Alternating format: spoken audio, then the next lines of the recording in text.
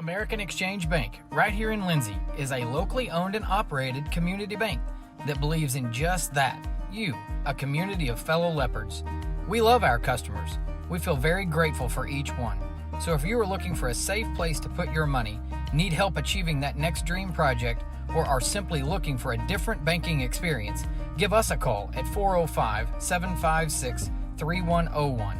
We look forward to serving you each day. Member FDIC and Equal Housing Lender. Hey, good evening, everyone. Welcome to a Friday night in Marlow, Oklahoma. Here at Marlow High School, we get set for basketball action and back on the air. Seems like it's been forever since we've been able to bring you a Lindsay Leopard basketball game, but we are here in Marlow tonight. The Leopards and Leopardettes on the road to take on the Outlaws and Lady Outlaws. My name is Greg Peary. Glad that you have joined us tonight for Leopardette and Leopard basketball presented by the American Exchange Bank here on KBLPlive. This is going to be a fun night. Again, seems like it's been a while. We were just trying to calculate up how many days it's been. The last time we got to broadcast a Lindsay basketball game was back on the 21st, so 13 days ago or so, or 10 days ago, I guess we finally figured out. But it was the trip over to Purcell to take on the Dragons and Lady Dragons, where it was in the middle of the Grady County tournament that the Leopards and Leopardettes played in. So they played 4 games, 4 games in 6 days last week.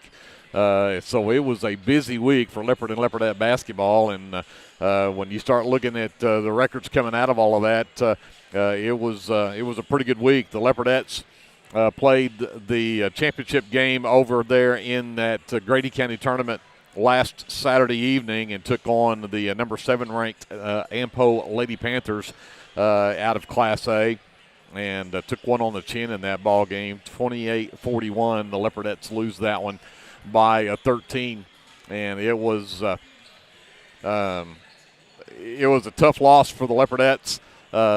For the tournament, it was not.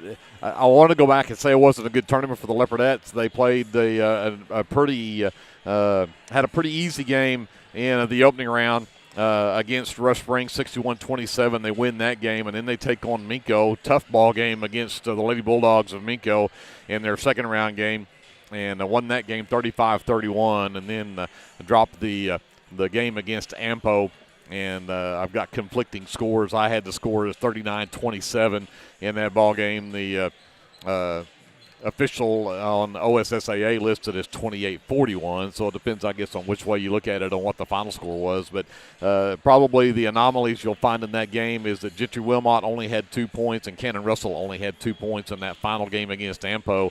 And even though Leslie Wilmot came out of there with 13 points, 4 rebounds, and Maddie had 9 points, 5 rebounds in that ball game. But 16 turnovers in that game for the Leopardettes. They did force Ampo into 20, but the Leopardettes' shooting was horrendous in that game. They end up 9 of 41 from the field, and just 22% shooting, only 3 of 17 from behind the arc.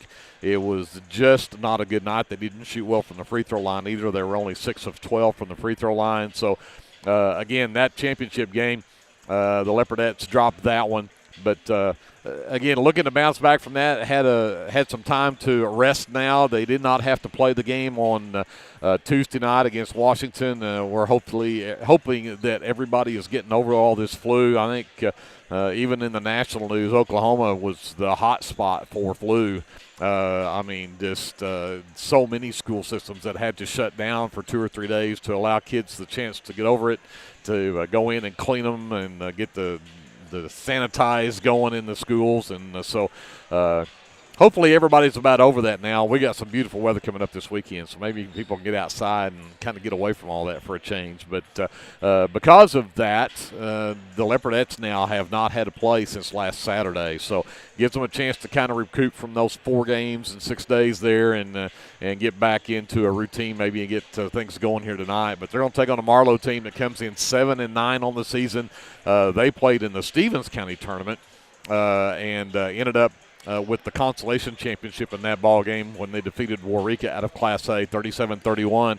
The Lady Outlaws did play their Tuesday night game. Marlow played Purcell on Tuesday night here at Marlow, and the Lady Outlaws lost to the Lady Dragons 58-31 in that ball game. So that was the last outing for the Lady Outlaws. But we'll go back and look at the previous meeting between these two teams, and it was the very first game of the season for the Lady Outlaws. The Leopardettes had played 2 games at that point, but the Leopardettes came away with a huge win at home in that game. 74-36 was the final score.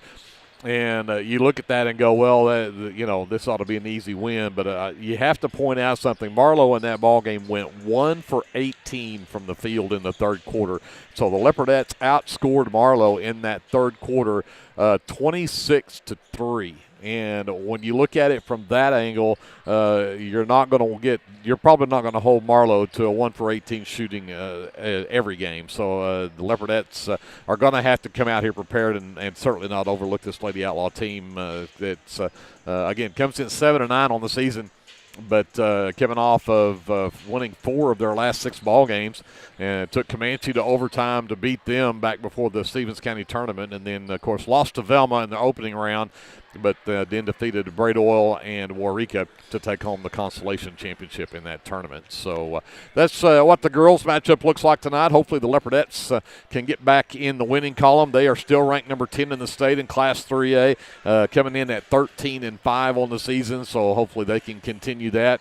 Again, another point of interest is the fact that we've got one more week of basketball. February 3rd will be the last rankings that come out, and then after that they'll start pairing things up. So the Leopardettes would absolutely love to still be in that top 10 when you get to those final rankings, and give you a lot better shot at a good draw when you come to the postseason in the districts. So we'll see how that works out for them.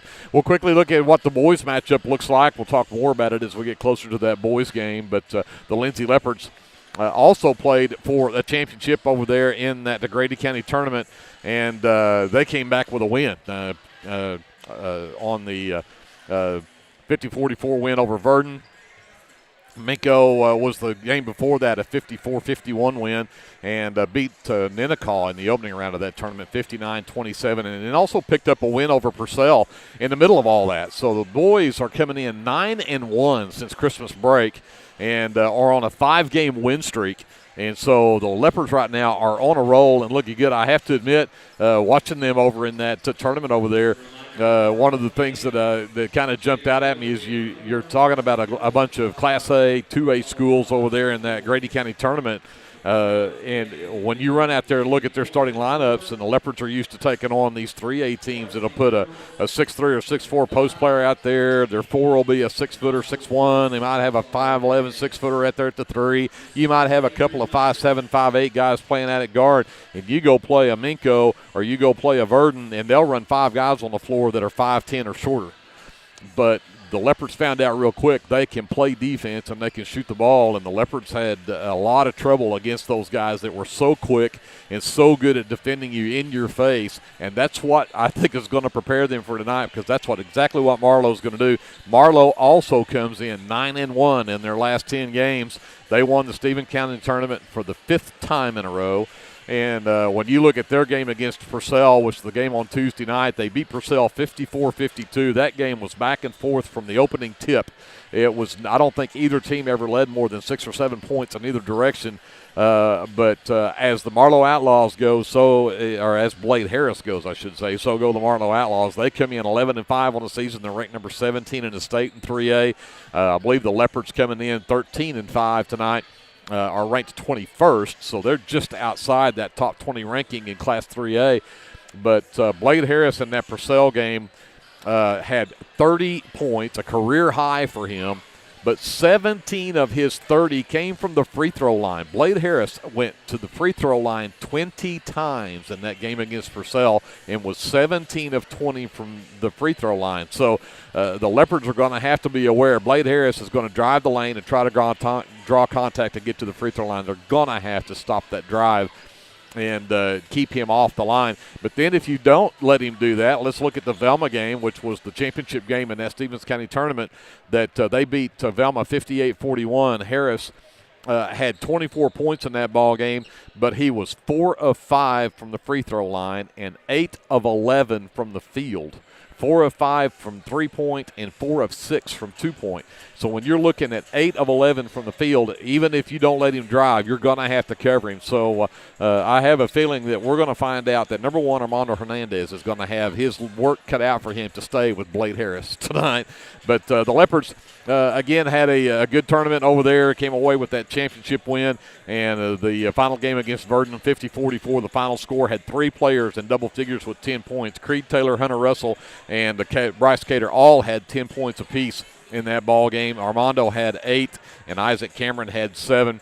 And then 3 from Gustavo Torres rounded out the scoring for the Leopards. But they did a great job of out-rebounding Verdon in that game, 26-22. The Leopards shot decent, just 36% from the field and only 24% from 3 in that ball game. So, again, Leopards playing 4 games in 6 nights. You had Purcell in the middle of that, had to take on those tough teams over there that in that tournament. So, again, they're looking to get now rested up, take on this tough Marlow team that they'll have to face here tonight.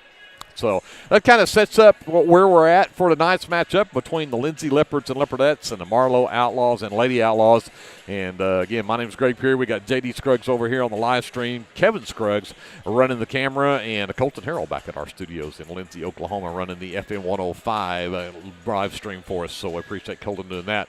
With that, we're going to send it over to J.D. We're going to take a timeout. We've got the national anthem coming up here pretty quick, and then we'll get ready for your starting lineups and the tip-off. The Lady Outlaws and the Leopardettes set to do battle here on a Friday night in Marlow right after this on KBLP Live.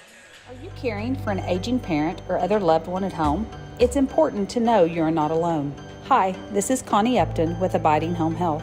The people we serve have a variety of needs, of acute illnesses to individuals who require health care assistance to live independently at home. Our goal is to make a difference in the short and long-term care of each patient. For more information, visit us online at abidinghomehealth.com. Abiding Home Health, creating personal, positive changes and transformations. For all your construction needs, give Brad Taylor a call with B&S Construction at 1-405-428-0039. B&S Construction specializes in concrete pads, sidewalks, and metal buildings of all sizes. Call Brad today for a free estimate. The crew at B&S Construction would like to wish the Leopards a safe and successful season. Go Lindsay! BC Factoring and Finance is a local, family-owned finance company. We assist small businesses with flexible and creative financing solutions to meet their cash flow needs. Call us to discuss ways we can help free up your time to focus on building your business. Visit us online at bcfactoring.com or give us a call at 405-259-2104. Go, Lindsay! Craving a taste of authentic Mexico right here in town? Head over to Casa 13. Order to go and settle in for all your Leopard action at home. Now serving breakfast Saturdays and Sundays. Come see us at 110 Southeast 4th Street. Go Leopards! This is Brandon Cottrell, pastor at Calvary Baptist Church. Just want to take a moment and invite you to come worship with us this Sunday. Classes begin at 9:30 and worship follows at 10:45. We have something for all ages each Wednesday night. Meals begin at 5:30 and Bible study follows at 6:30. We would love to have you come be a part of our worship. We're located 410 West Chickasaw. Come join us. Clements Insurance provides insurance coverage to best suit your needs. We offer auto, home, farm, life, and business policies. Come by 109 West Chickasaw or call 405-756-2253. Clements Insurance is carrying on the tradition to satisfy you. So come see me, Keith, or Beth. Go Lindsay! The City of Lindsay is a proud sponsor of LHS Athletics and Academics and wishes all Leopards and Leopardettes a healthy, happy, successful season. Lingman Incorporated is a proud supporter of the Lindsay community. We hope you'll keep us in mind for all your oil-filled electrical needs. You can give us a call at 405-756-4773.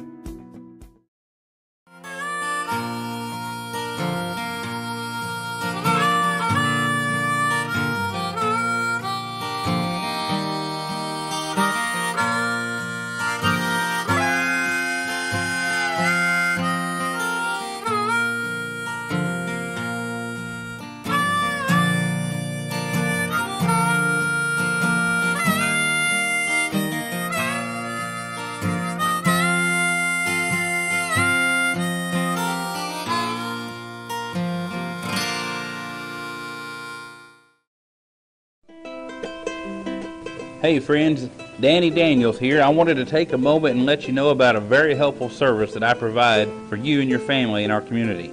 I own and operate Danny Daniels Pest Services, and I would like to ask you to call me the next time you have a need or desire for effective, safe, and affordable pest services. If you have spiders, roaches, ants, fleas, ticks, scorpions, crickets, whatever, I can help. Give me a call at 405-428-3833. That's 405-428-3833. I'd be glad to help.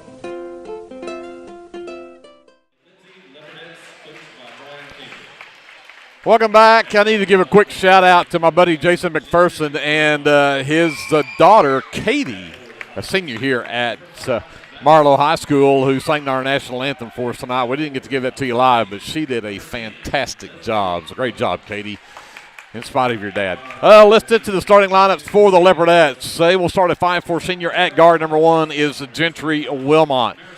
At forward, a 5'10" senior, number 5, is Maddie McGowan. Also at forward, a 5'7" senior, and number 10, Leslie Wilmot.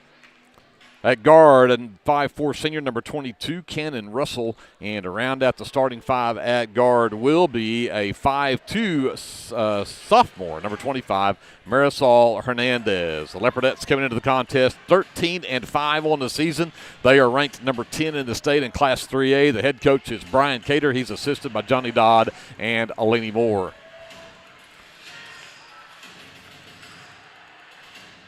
Have the video going overhead, I should say, for the Lady Outlaws. Again, the Lady Outlaws lost to this Leopardette team 74-36 way back at the start of the season. So you know they're looking to avenge that here tonight. Corey Scott, a 5'7" junior. She wears number 10. Number 12 is Carson Lovett. She is a 5'8" junior.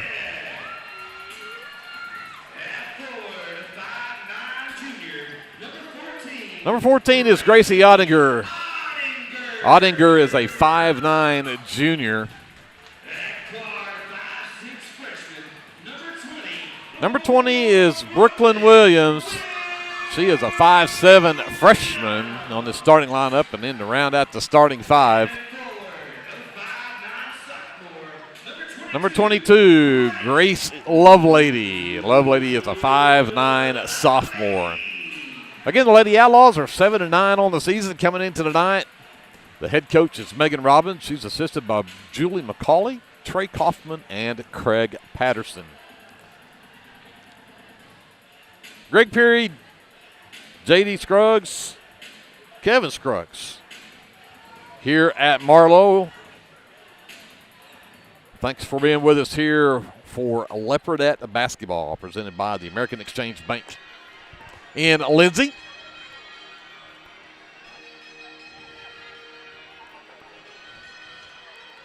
McGowan heads to the center circle. She and Gracie Ottinger will be tipping this one away.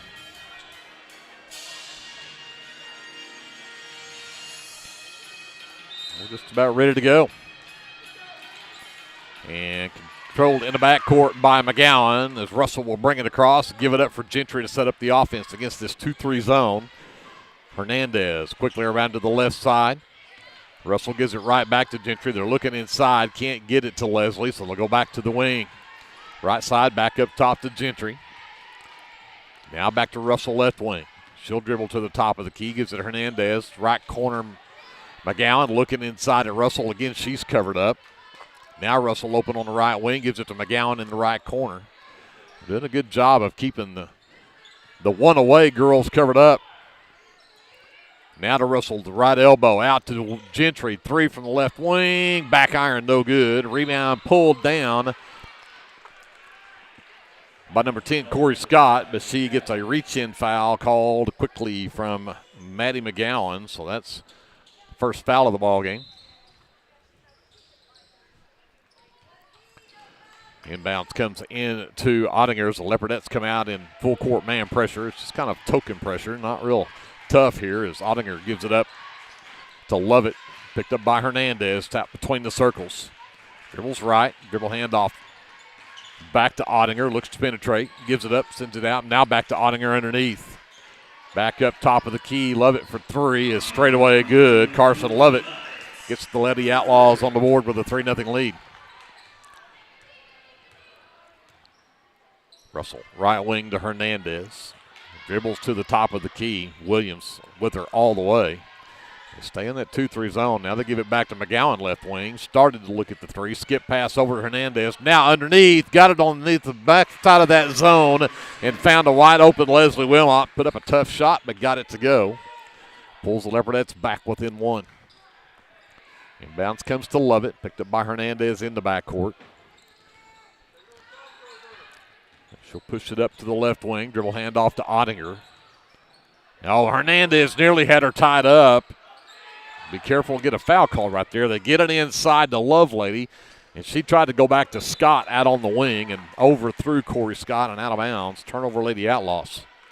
So Leopardettes will get it back. Pretty good defense that trip. 2 minutes into this first quarter, it's 3-2 Lady Outlaws.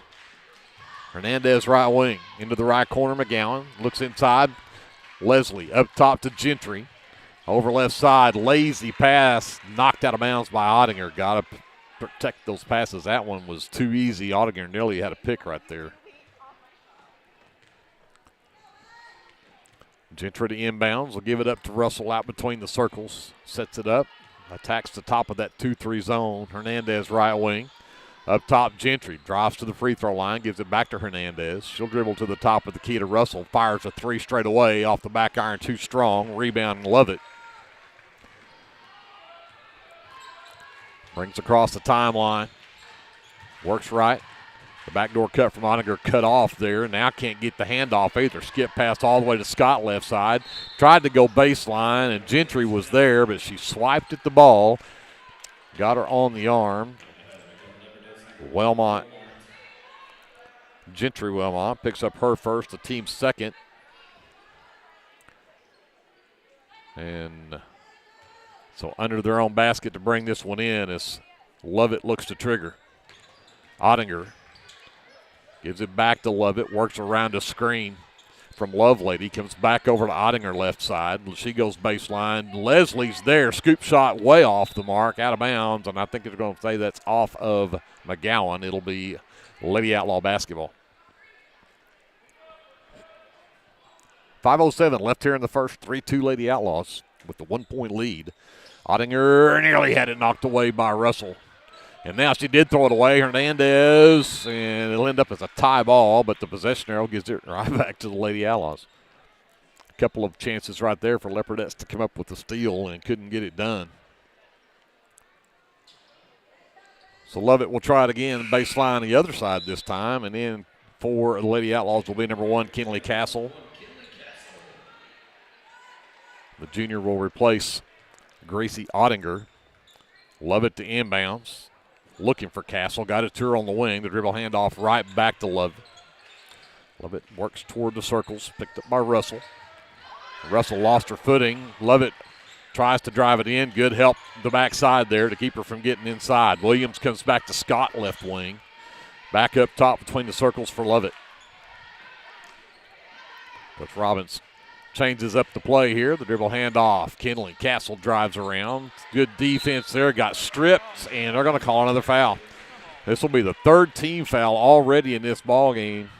That goes on McGowan, and that is 2 now on Maddie. And they're going to put Castle at the free throw line to shoot 2 here. And the first one rattles in for her to make it 4-2 Lady Outlaws. Number 13, Jolie McReynolds, the 5'9 junior, will check in. McGowan will sit with that 2 fouls. Castle's second free throw attempt. And that one drops in. 5-2 Lady Outlaws. 4:30 left to go here in the first. Russell pushes it up. Right wing to McReynolds. Lobs it to the right elbow. Russell too strong with that one. Another defensive rebound, but good hustle from Hernandez to tie it up as Lovett came up with it. But then got tied up and Leopardettes to get it back. Gentry on the baseline to inbounds. Russell right back to Gentry, left corner. Wanted that 3, but had Lovett flying at her. Russell will fire the 3. That's good. Cannon Russell on the board with 3 and ties the game at 5. 4:10 left in the first. And there's a steal by Gentry. Or excuse me, that is Russell. Missed it. Leslie with the board, and then she's fouled by Lovett on the putback. So there's great hustle. Cannon Russell comes up with the steal. Missed the shot. But Leslie Wilmot with the rebound and fouled on the putback will get a couple of free throws here. See if she can give the Leopardettes the lead, and that one skips out.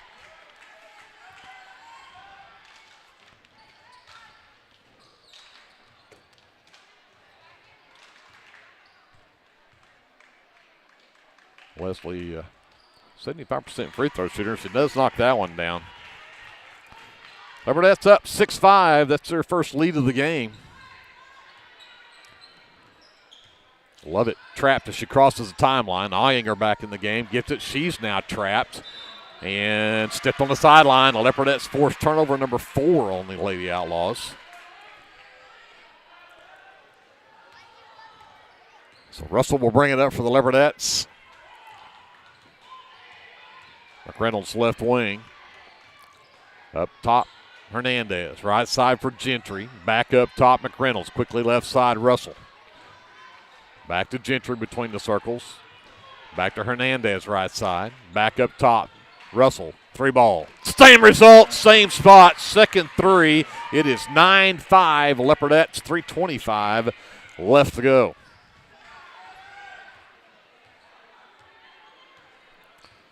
Lovett brings it across, sends it to Castle. Nearly got her picked over there in a trap, and then Hernandez reaches in a little too aggressive there, picks up her first. That is the team's 4th, however. Castle looking to inbounds. Lovett will get it in the backcourt. Hernandez with her step for step. She'll drive all the way into the lane. Should have took a charge right there and didn't. And instead we're going to get a reach-in foul, team number 5. And they'll get McReynolds with her first. And 3:06 left here in the first, and Marlow is going to be in the bonus the rest of the way here in the first quarter. Again, Lovett made up her mind she was going to the rack. Somebody needed to just step in front of her, and instead we didn't got a reach in, and Lovett goes to the line and knocks down that one. Gives her 4 of the 6 points that belong to the Lady Outlaws.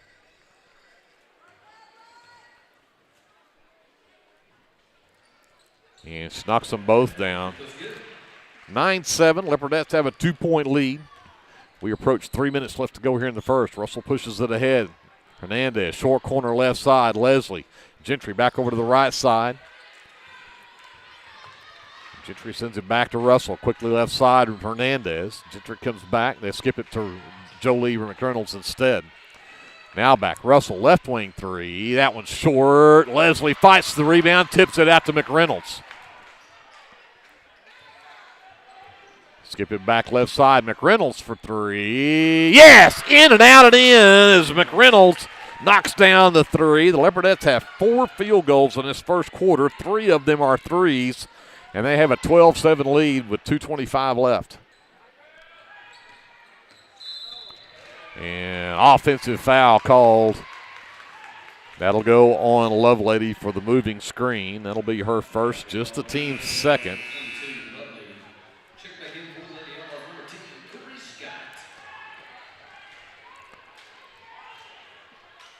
Scott returns for the Lady Outlaws, and Lovelady will sit. Leopardettes with the ball in a 5-point lead. Gentry works to the top of the key, comes back to Russell right side. 3-ball, no. Back rim, no good. Scott comes down with a miss. Gives the outlet to Williams, and she'll give it back up to Lovett to bring across the timeline. Lovett drives left. The dribble handoff for Ottinger. Hernandez does a great job of jumping that screen. Scott at the left elbow. The backdoor cut from Lovett. Not a great pass, so she couldn't do anything with it. Ottinger gets it back.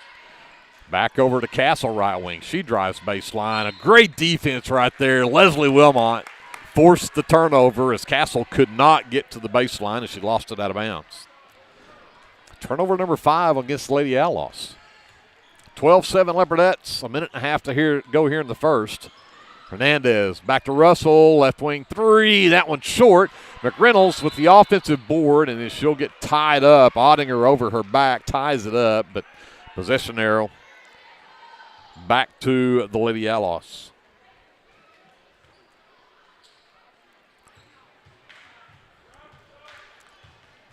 Leopardettes. That 2-3 zone. They'll trap Lovett just across the half line, and then Ottinger threw it away. Lovett was headed into the lane. Castle didn't know the ball was coming, and they just threw it around. That is turnover number 6 on the Lady Outlaws here in the first quarter. So here comes Russell. Top of the key, sends it to Gentry left wing. Gentry comes back over Hernandez right wing. She'll dribble to the top of the key and then gets it over to Russell. She's falling down, and Russell traveled with it. I think she wanted to pass it inside, and they collapsed on Leslie, and so she ends up traveling with it, and that'll be the second turnover on the Leopardettes.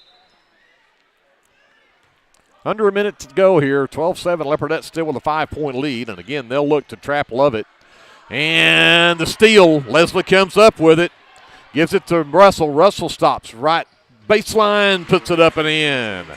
8 points in the first quarter, and the Leopardettes have their biggest lead, and nearly another steal right there. And then Lovett, they're going to get a timeout call by Coach Robbins with 38 seconds left because they were fixing to lose another one right there. Let's take a quick timeout. We'll come back with more Leopardette basketball. It's presented by the American Exchange Bank here on KBLP Live. Whether you want to promote your business or unite your team, depend on Design It. Locally owned and operated, we are dedicated to offering the service you need to give you the results you deserve. We are committed to providing you with custom screen printing, embroidery, custom graphic designs, logo designs, and we have a creative arts department and an in-house artist who can take your idea and give it our professional touch with custom art services. Contact us today.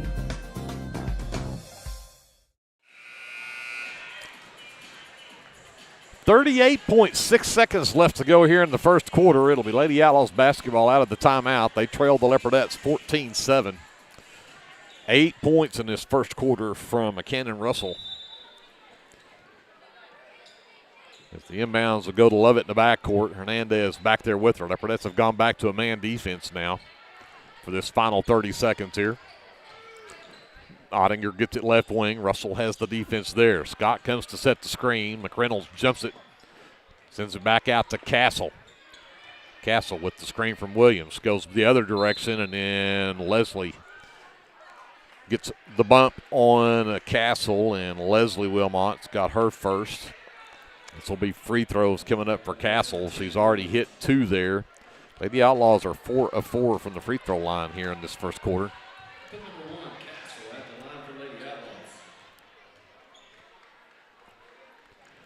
First one up and good. She's now 3 for 3 at the line. Gets it to a 6-point lead for the Leopardettes at 14-8. And she got them both. 14-9. Leopardettes by 5. Still got 15 seconds left here. Plenty of time for the Leopardettes to get a good shot here. Right wing Gentry dribbles up top of the key. Goes left side Hernandez. She'll dribble across, comes back to Gentry. Left wing 3 on the way. It's good! Gentry Wilmot for 3. 17-9. 8-point lead for the Leopardettes, their biggest of the game. 4 threes out of 6 made field goals in that first quarter. That's a pretty good quarter for the Leopardettes. Let's send it over to JD. We'll take a timeout. We'll come back with the second quarter right after this. This is Leopardette basketball presented by the American Exchange Bank on KBLP Live. Hey Leopard fans, this is Nick Johnson from First Baptist Church Lindsay. At First Baptist Church, we are a family ministry and desire to faithfully proclaim the gospel in Lindsay and beyond. We would like to invite you to join us every Sunday for worship at 9 a.m. and Sunday school following at 10:15. Our Wednesday evening activities start with dinner at 5:50, and then we have Bible studies for children, youth, and adults starting at 6:30. First Baptist Church is proud to support the Lindsay Leopards, and we wish all of our student athletes a successful season. From all of us at First Baptist Church Lindsay, go Leopards! Legends Pub House and Venue is your one-stop shop for good food and good entertainment. Come see us in Chickasha and stay tuned to our website for all of our upcoming events and shows. 17-9, Leopardettes with an 8-point lead at the end of one. And it will be Leopardette basketball to start the second quarter.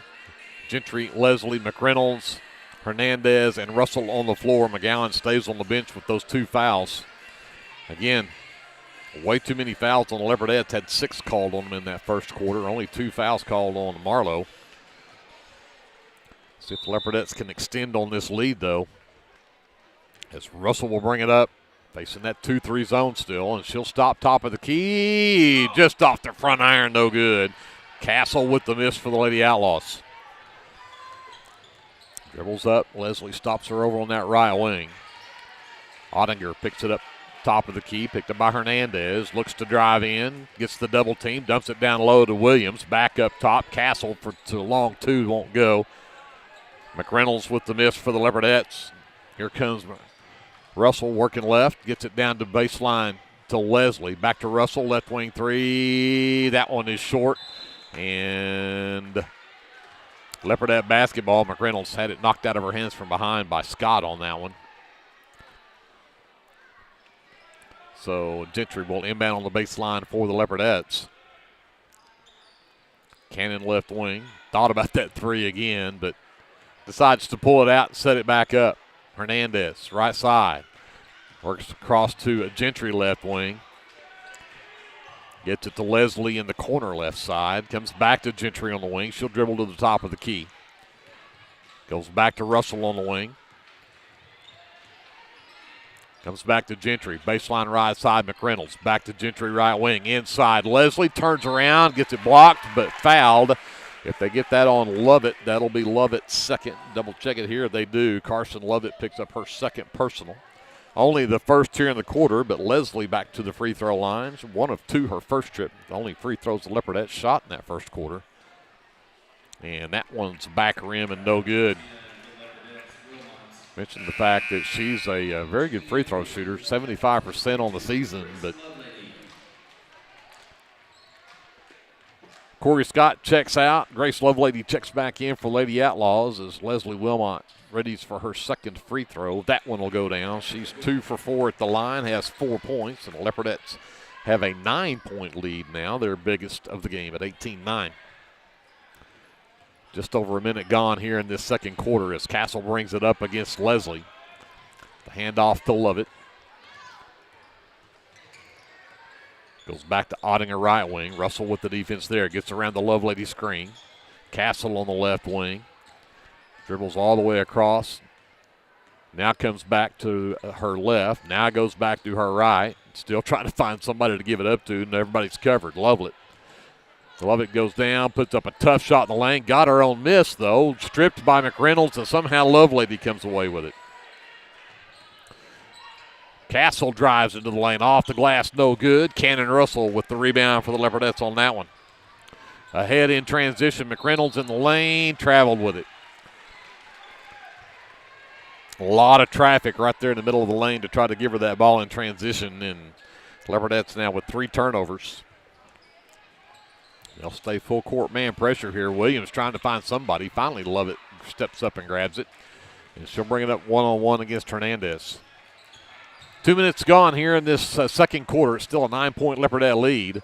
Lovett with the dribble handoff to Castle. Reverses back to her left. Gets all the way to the rack and lays it in. Nice move from Kenley Castle. stops the bleeding. The Leopardettes have been on a little 4-0 run right there. It's 18-11 now. Leopardettes 7-point lead. Baseline, left side. Leslie too strong. Almost had her own miss. And I think what they're going to get instead is a foul on Leslie Wilmot, and that'll be number 2 on Leslie. Second personal, first team foul here in the quarter. So Williams will inbound again. Got it to Ottinger. Got it to Lovett. Lovett avoids Cannon Russell coming up from behind. Dribbles right. The handoff to Castle, and Hernandez nearly had a steal right there. Ottinger left wing. Looks to drive in. Cannon Russell does a great job of turning her away and gets it back out to Lovett. Directs traffic, tries to go left. Back to Ottinger at the free throw line. Back to Lovett. She'll back it back out. Lovett works to the right wing, gets around the screen from Castle. Castle gets it back, works to the right elbow, drives into the lane, and again got to the rack, but got blocked by Cannon Russell, and then Russell threw it away. Got her back off the second shot from Castle, though. Gentry in transition. A reverse layup is up and good. Leopardettes back to a 9-point lead at 20-11. 4.5 left here in the second quarter. Lovett takes her time. Leopardettes back in that 2-3 zone with the trap up high, and lob it over to Williams, left wing. The trap comes, and the strip from Russell, but she can't ever get control of it. It'll go out of bounds. Great job there, though, from the Leopardettes to come up with a near steal.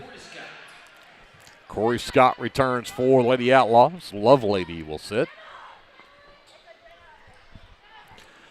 Williams to inbound. Got it to Ottinger. Right up in her face is Russell. And she'll take Russell all the way into the lane. Lost the basketball, and Leslie comes up with it. And then Castle probably should have been whistled for a foul right there, but didn't. Russell to Gentry. Left baseline three on the way. He's too strong. Rebound, Russell. Leopardettes with another chance. Gentry on the left wing now. Between the circles, Hernandez, and nearly stolen away the pass going to McReynolds. Quickly back, Russell, wide open three, left wing. That one's in. Third three of the half for Cannon Russell. Leopardette lead is now 12. Just under 3.5 to go here in the first half. Love it to Ottinger. Quickly Castle at the free throw line. Stripped by Leslie. Hernandez gives it back to Leslie. Leslie one-on-one with Ottinger. Stops. Tried to give it up to McReynolds, but good hands there from a Carson Lovett. Knocks it out of bounds to save an easy basket, but the Leopardettes will have it under their own.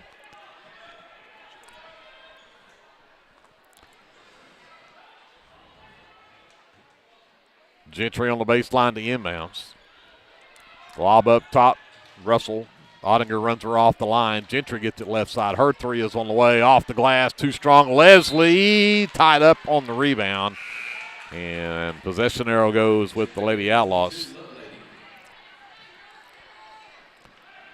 So Williams will check out. Grace Lovelady is back in for the Lady Outlaws as we hit the 3:05 mark left here in the first half. Leopardettes with a 12-point lead, their biggest so far.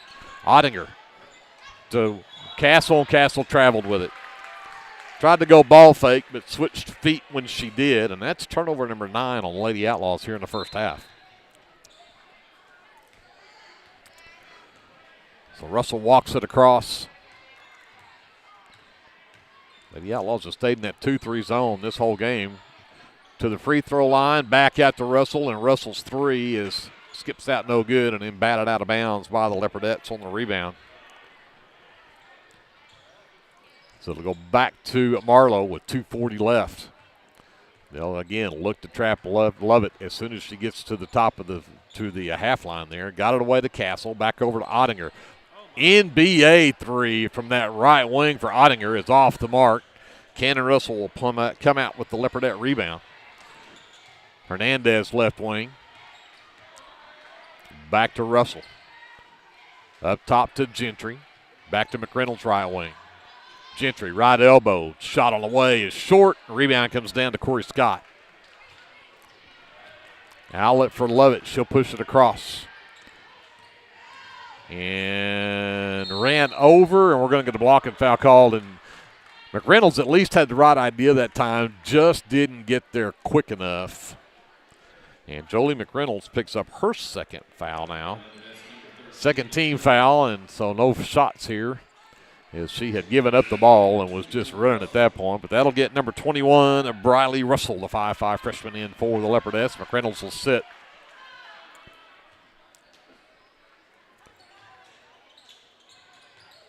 Lovett trying to find somebody, and finally gets it out to Ottinger, out near the half line. Russell stays right with her. Drive down, and Hernandez nearly had a steal. Castle comes up with the loose ball. Goes right, gets it to Ottinger on the wing right side. Waits on the Lovelady screen, gives it back to Castle. Castle drives in, tough shot, won't go. Rebound, Lovelady comes away with it. Another chance for the Lady Outlaws. Lovett looking for somebody. Scott on the wing left side underneath Lovelady. Tough shot, wouldn't go. Good defense there from Gentry, and Leslie comes around with the miss.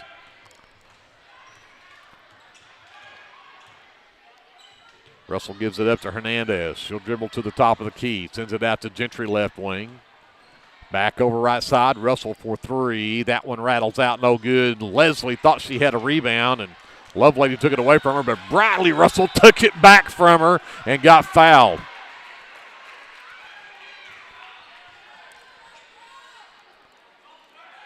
Foul went against the number 22, Grace Lovelady. That's her second team foul. Great hustle underneath there from Briley Russell. Cannon gets it on the right wing. Gentry in the right corner. Inside to Leslie.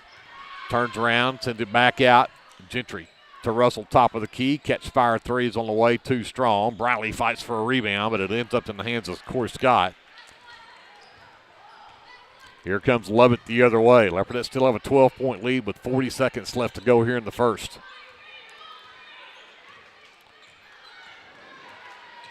Leopardettes do a great job of keeping her at bay. Now she'll get down the left side of the lane. Scoop shot, had just enough English on it to get up over the rim and in. Carson Lovett with just the second field goal of this quarter for the Lady Outlaws. 23-13, Leopardettes by 10. Probably look for a final shot right here with 15 seconds left. Gentry stands with it, has Castle in front of her. Now she'll work top of the key, sends it to Russell. Baseline left side, Leslie inside to Gentry, stepped through a double team and got reached in and fouled. And since that'll only be the third team foul, we won't get free throws here, but they will pick up foul number 3 on Lovelady. That will get Brooklyn Williams back in the ball game for Coach Robbins, and Lovelady will sit with those 3 fouls. Gentry to inbounds on the baseline for the Leopardettes with 4 seconds left. Lob it. Russell back to Gentry, corner 3 off the mark. Briley with the backside miss. Really needed to just turn around and try to put that one in, but the Leopardettes will have a double-digit lead of 10 here at the end of one. 23-13, Leopardettes on top of the Marlow Lady Outlaws. We'll send it over to JD, take a timeout, some words from our fine sponsors of Leopardette basketball, and we'll be back with you at American Exchange Bank halftime show and our officially unofficial stats right after this on KBLP Live. American Exchange Bank, right here in Lindsay, is a locally owned and operated community bank that believes in just that, you, a community of fellow leopards. We love our customers. We feel very grateful for each one. So if you are looking for a safe place to put your money, need help achieving that next dream project, or are simply looking for a different banking experience, give us a call at 405-756-3101. We look forward to serving you each day. Member FDIC and Equal Housing Lender. For all your tax services, contact Grant and Katie Johnson, CPA. Grant and Katie are certified public accountants that provide full-service accounting, bookkeeping, payroll, and tax services. With 2 offices, one located at 600 Southeast 4th Street in Lindsay, Oklahoma, and another at 313 North Walnut in Pauls Valley, Grant and Katie are ready to meet your CPA needs. Give Grant or Katie a call at 405-238-2727 and set up your appointment today. Hey, Hey there, this is Trace Adams with Hassler Hot Oil Service. We are family owned and operated with over 25 years experience. I am a 4th generation Lindsay leopard, and we proudly support Lindsay leopards and leopardettes athletically and academically in all their endeavors. Call my dad, Greg Adams, at 405-756-6075 for all of your hot oiler needs. Again, that's 405-756-6075. Go, Lindsay! Get your game day, or any day, off to a great start with Hot Mess Coffee at 213 South Main in Lindsay. Hot Mess Coffee Co. offers coffees, lattes, teas, and other tasty beverages, plus great food, too. Good luck to the Lindsay Leopards from Hot Mess Coffee Co. and Java House Realty at 213 South Main in Lindsay. Hughes Heat and Air is a family-owned business that serves Lindsay and surrounding areas. Hughes Heat and Air provides service for residential and commercial jobs, including simple repairs and new installations. Hugh and his crew take pride in providing professional, efficient, and reliable work at affordable rates. For your next heat and air project, give Hugh a call at 1-405-756-6399. Good luck, Lindsay. Legacy Roofing is a family-owned and operated business that serves Lindsay, Oklahoma and surrounding areas. We specialize in getting your home back to its best, whether it be annual wear and tear or storm damage. We don't just fix roofs, we take care of your home. Legacy Roofing, family-owned, community-focused, and always here for you. Call us today for a free estimate at 405-756-8855 and let us protect your home with the care it deserves. Hey, Lindsay community. My name is Christian Torres, and I am the minister for the Lindsay Church of Christ. We would like to invite you to come and worship with us on Sundays at 10:45 a.m. and Wednesdays at 7 p.m. We're located at 1205 West Cherokee Street. Here at the Lindsay Church of Christ, you will find the truth of God's Word, spoken in love, and a group of people who love God and one another. Do you have a Bible question? Well, we have a Bible answer. Come and worship with us and be edified at the Lindsay Church of Christ.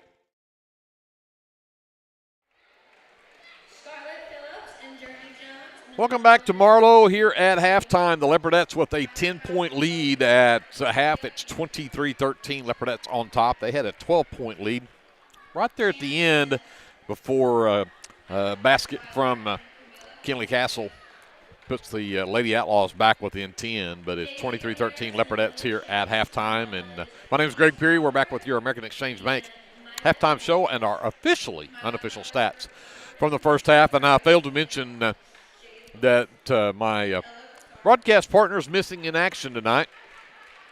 I'm sure it's because he's just too mean and stubborn, but Glenn is not with us tonight. I'm missing Glenn. Been able to help me out here, but looking at our first half stats, and for the Lady Outlaws, they only had 2 girls that scored in the whole first half. Carson Lovett had 7, and Kinley Castle has 6. Only 3 field goals in that first half from the Lady Outlaws, 2 from Carson Lovett. Had a 3-point basket in the first quarter, but 6 for 6 at the free throw line, so 6 of their 13 points coming from the charity stripe. For the Leopardettes, already have a player in double figures. Cannon Russell has 11 points. She had 3 threes in that first half. A 3-point basket and a 2-point basket in the second quarter for Gentry Wilmot gives her 5 for the first half. 4 from Leslie Wilmot, who shot the only free throws from the Leopardettes in that first half, and she was 2 for 4 from the charity stripe. And then Jolie McReynolds knocked down a 3 in that first quarter and has 3 here at halftime. And again, the Leopardettes make 4 threes there in that first half, so they have 7 made field goals, and 4 of them are threes. 5 of them are threes. 5 of their 8. I missed a 2-pointer there. So 5 of 8 from the first half are threes for Leopardettes. You got to hope that continues here in the second half. 11-9, Marlow out-rebounds the Leopardettes by 2, but one of the big telling factors is the 10 turnovers for Marlow in the first half, 4 for the Leopardettes. So you got to like that number for the Leopardettes. But the Leopardettes with its 10-point lead here at halftime, hopefully they can continue that here in the second half.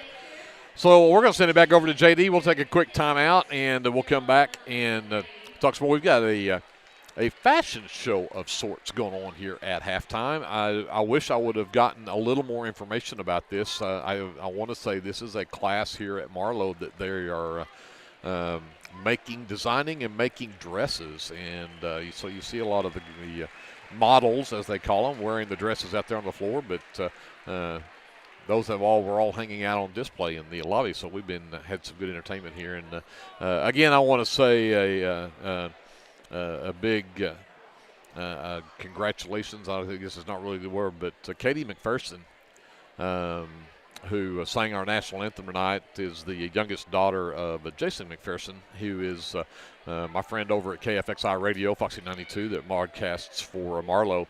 And Jason let us know she was going to be singing the national anthem tonight, but told her didn't tell her they were going to put her on live, and I think they did regardless. But I think she's a two-time All-Stater in vocal music, so I don't think she was probably nervous at all about that. She did a fantastic job, though, so great job, Katie. And Jason, you should be proud. With that, we'll send it back over to JD, take a timeout. We will come back with the start of the second quarter. After this, you're listening to Leopardette Basketball, presented by the American Exchange Bank on KBLP Live. This is Dr. Matt Shelton with Lindsay Family Dentistry. I'm a 1997 graduate of Lindsay High School and have been practicing dentistry in Lindsay since 2006. We welcome you to come by our dental practice so we can help you and your family with all your dental needs. We offer dental services for everyone at every age, from braces to aligners to crowns, bridges, dentures, and implants. Give us a call today at 405-756-4093 or stop by at 102 Southwest 7th Street and let us give you the healthy, beautiful smile you've always dreamed of.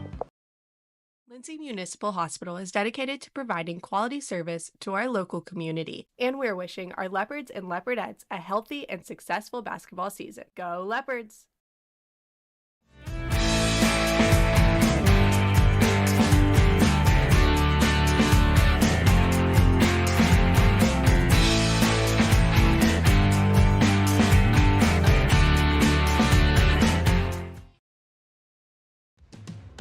If you have a hankering for the best barbecue in South Central Oklahoma, then get yourself down to the Meat Locker Barbecue in Lindsay. Every Monday, Thursday, and Friday, located just off of Highway 19, 106 Northwest 40. At the Meat Locker, we work hard to bring you the most consistent, delicious, slow-smoked barbecue around at a price that won't break the bank. And don't forget, we cater too, and we'd love to do the cooking for your next event. So come see us or give us a call at 405-428-1198. And visit our new website at meatlockerbbqok.com for the latest Meat Locker merchandise.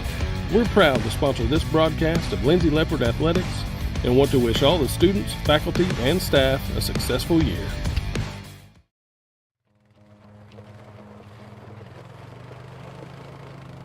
Looking for your next adventure? Head to Morris Motorsports in Chickasha. We carry top brands like Polaris, Can-Am, Kawasaki, and Honda. Plus, we offer a full-service and parts department.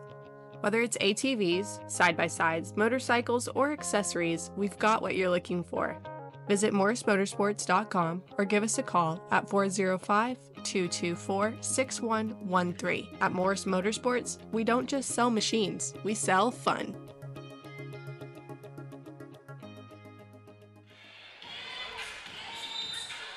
We're back to start the second half. The Leopardettes with the basketball and a 10-point lead as we get underway here in the third quarter. Russell will give it up to Hernandez and promptly throws it away as Castle sticks her hand in there and knocks it away.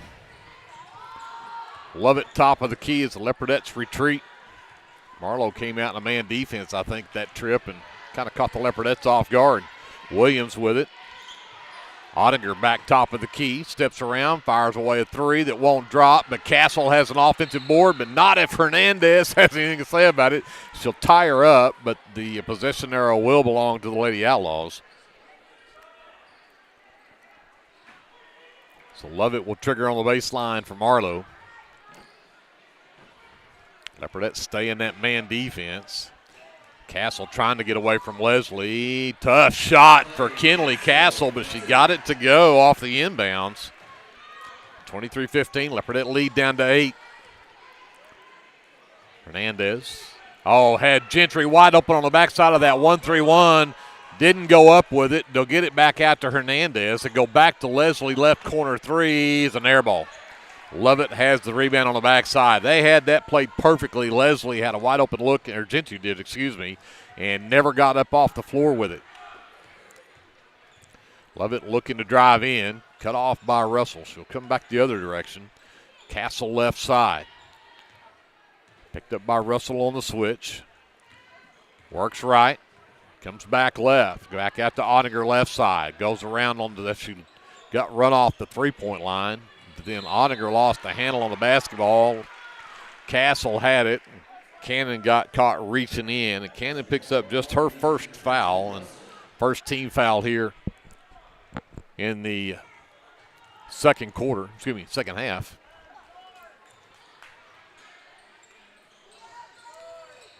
Lovett into the right corner. Castle shot blocked. McGowan comes away with it. McGowan in the game with those two to set that whole first half with two fouls. She's back out there in this third quarter. Now she's got it underneath, and they're going to get the and one for her. Afraid they were going to get her for an offensive foul there as she kind of pushed off to get some space. But Carson Lovett gets called for her third personal. Just the first team foul, but this will be an and one coming up for Maddie McGowan. Her first point of the game on that. Missed the free throw badly on the short side, and Castle with her fifth rebound. Leopardette lead at 10. Castle trying to get away from Gentry. Did get past her, and then drives down right up against McGowan, who could not do anything about it. Castle puts it in. 25-17, Leopardette lead is 8. Hernandez over to Russell to the high post for McGowan. Nobody picks her up. Her shot is short. Hernandez comes down with the miss, though. Out to Cannon. Russell three, right wing, won't drop either. Hernandez with another miss. Her putback won't go, and Williams will finally clear that one. Lovett drives down, gets turned away, now retreats, goes back down, and then had it blocked by McGowan, and Russell with the miss for the Leopardettes. Cannon pushes it up, gets it to Hernandez left wing. Gentry wide open left corner, doesn't pull the trigger. Hernandez nearly lost it. Zottinger reached in there. Now Russell with the handle. Into the right corner to Leslie. Gentry short corner left side, takes it down, sends it all the way across left side. Hernandez for three. Got it! Bounced it off the rim straight up and knocks it down for three for her first basket of the game. 28-17, Leopardettes. And they called that a 2, I suppose, because they're only they did put it up there at 28. They had it as 27 to start with, but timeout on the floor by Marlow. We'll take it with them with 5:03 left, and the Leopardettes back up by 11. You're listening to Leopardette Basketball, presented by the American Exchange Bank on KBLP Live. Capturing all your special moments is such a blessing to me, from running down the ball field to walking down the aisle. Call or text Photography Blessings by Lacey for all your photography needs. 405-428-0305. Go Leopards and Leopardettes. Physical Therapy Central in Lindsay, Oklahoma is here for you, whether you're a dedicated athlete or you're just trying to navigate your new normal. Our team is dedicated to providing quality service to make your experience as easy as possible. We're wishing our Leopards and Leopardettes a healthy, happy, successful basketball season. 28-17, Leopardettes by 11. It'll be Marlow basketball coming out of the timeout. It's Coach Robbins not liking how things started here and how they were going, but it'll be Marlow basketball. Lovett, Williams, Scott, Castle, and Ottinger on the floor. Williams across the way, inbounds it into Lovett in the backcourt, picked up by Hernandez. Leopardettes in that man defense. Have not seen that 2-3 trap yet. Lovett trying to go around the screen either side, and Hernandez doing a great job of getting around it both ways. Castle spin move in the lane, up and in, and Kinley Castle has taken over this game for the Lady Outlaws, has all 6 points in this quarter. It's 28-19, Leopardette lead down to 9. Long pass over to Russell. Right side, Leslie open for three. Free throw line. Hernandez found Gentry on the backside. That's a great find to get Gentry an easy one underneath, and with the Leopardettes back up by 11. Scott at the high post, stripped by Gentry. Hernandez could not get a hold of it because Scott had a hold of her arm. Corey Scott's first personal. It's a second team foul. Cannon gives a little instruction to Hernandez there. Oh, there we go. Got Leslie on the backside. Pass was too tall, and Leslie could not come up with it. Great idea. As Glenn would say, great idea, poor execution. Heard from Glenn during the timeout, by the way. He said I was doing an absolutely horrendous job without him. Halfway through this third quarter, Leopardettes still lead by 11. Lovett on the handle for Marlow. The dribble handoff to Ottinger. Back between the circles for Williams. The backdoor cut by Castle. The double team, the spin move, and off the glass and in. 14 in the ball game for Castle. She's got 8 in the quarter. She's the only thing keeping the Lady Outlaws in the game right now. Hernandez, left corner to Leslie. Back to Hernandez on the wing. To the high post, McGowan. And tried to send it out to Gentry. Stolen away by Ottinger. Leopardettes with 6 turnovers now. Just Lovett pushes it across. Leopardette offense has been stagnant here in this quarter at times. Ottinger gets it back, goes baseline, goes around everybody, sends it over to Castle. Baseline jumper up and good. Kinley Castle, I'm running out of room to ride her scoring down, and Coach Cater says we got to find a way to stop number 1. Castle is eating them alive here. 3:03 left in the third. It's a 7-point Leopardette lead at 30-23. We'll take a timeout. Come back to Marlow after this. Leopardette basketball is presented by the American Exchange Bank on KBLP Live. At Rural Electric Cooperative, we're committed to providing electric power and opportunity to the many areas our members call home. That includes supporting youth programs that teach life skills and build character. With REC, you're more than a customer, you're a member owner. And that's why we're always working hard to provide you with the most dependable electric power possible. As a Touchstone Energy Cooperative, REC is dedicated to providing the best service possible and supporting the communities in our service area. Back here in Marlow, 30-23, the Leopardette lead that was 12 at one point back there before halftime was 10 at halftime. It's down to 7. And it's all Kinley Castle. She's got all 10 of the Lady Outlaw points in this third quarter. Let's see what Coach Cater decided to try to do about that here, but it's Leopardette basketball as the Cannon Russell sends it over to the right side for Gentry. Back to McGowan. McGowan back to Gentry, right corner, all alone for 3. Skips it across, no good. Leslie, good block out underneath, and she'll get fouled as she tried to spin out of there, and that'll go on number 20, Brooklyn Williams. That is her first, but the third team foul. Gentry on the baseline to trigger for the Leopardettes. Looking down on the low post for McGowan and can't get it there. Hernandez right wing sends it back up top for Russell, and she'll wait to get the offense set back up. Hernandez. And pass was tipped. McGowan comes up with it, though. Gentry top of the key, sends a Cannon in the left corner, and then inside to Leslie, and the reach-in foul. And that comes on number 10, Corey Scott. That's her second, 4th team foul. And now the Lady Outlaws are facing what the Leopardettes did in the first quarter when they had 5 and just 3 minutes still to go. It was bonus time for the Lady Outlaws. Leslie, short corner left side. Jumper won't drop. Castle pulls down the rebound. In transition, got it to Ottinger. Ottinger runs into Cannon Russell. No whistle, though. And then Castle can't handle the pass and loses it out of bounds. That really should have been a foul on Cannon Russell. I'm sorry. That was I'm glad we didn't get that call. That would have been the Cannon's second, but Leopardettes get a break right there.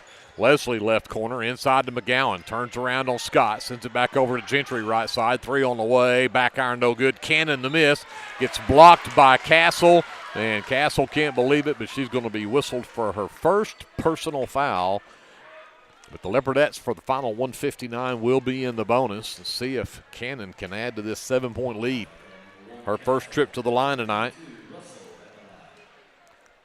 And Cannon knocks down the first.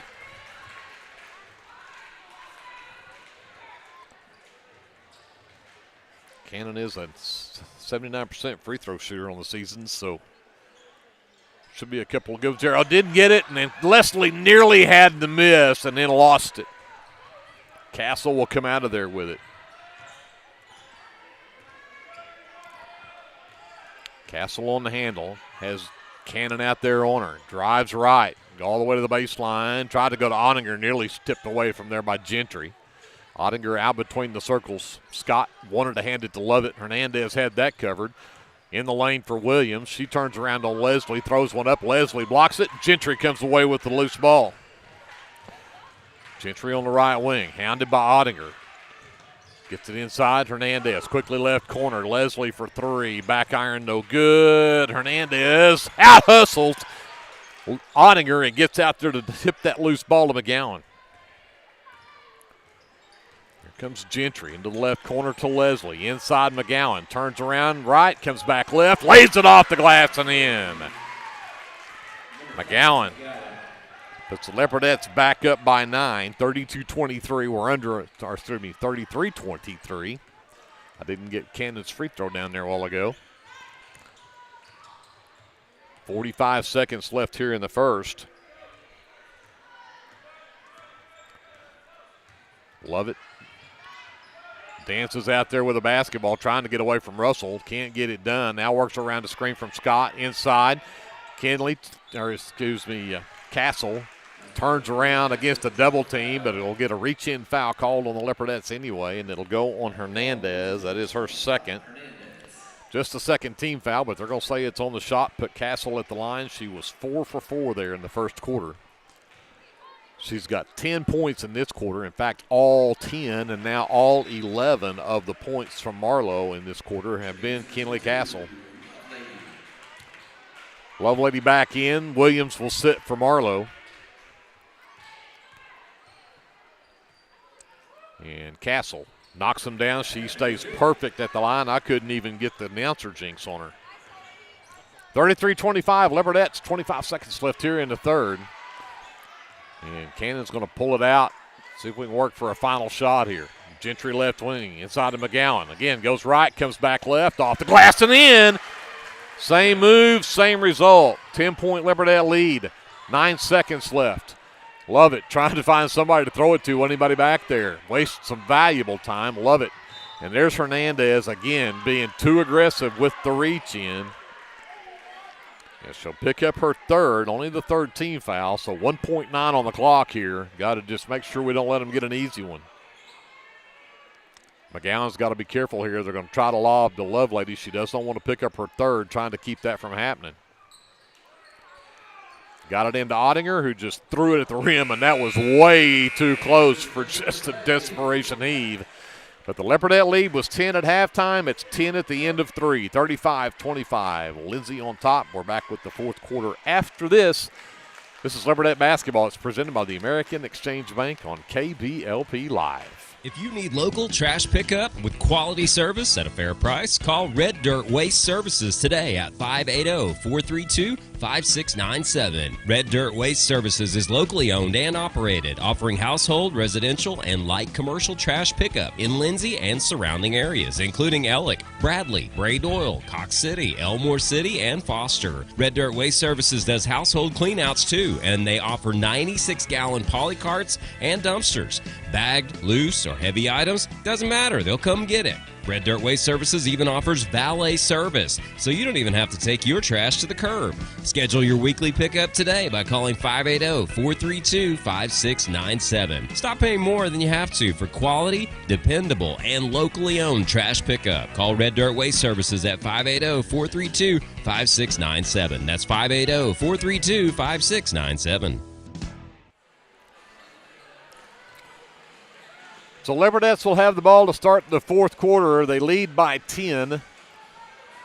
Russell, Hernandez, Gentry, Leslie, and McGowan on the floor for the Leopardettes. Love it. Castle, Lovelady, Scott, and Ottinger on the floor for Marlow as we start the final stanza. Gentry gets it right wing. Into the right corner for Russell. Looking inside of McGowan, had her, and Candace, you could almost hear her say, sorry. Well, probably work that same thing again. Gentry picks up her dribble, needs some help. Got it to the high post to McGowan. Right wing, Russell quickly down to the left side to Hernandez. Hernandez gives it back to Russell between the circles. McGowan will move back into the high post. We'll go back there. Back quickly right side to Gentry. Skip it back to McGowan left wing. A little stronger pass there. She might have had time for a shot. Hernandez back out. Now Maddie will get that three and knock it down. Maddie had to sit that whole first half. She's making up for time here. Puts the Leopardettes up by 13. That is their biggest lead of the game, nearly a minute into this fourth quarter. Ottinger drives down. Lovelady has it knocked away by Hernandez. That's great hustle by Marisol as she knocks that one out of bounds.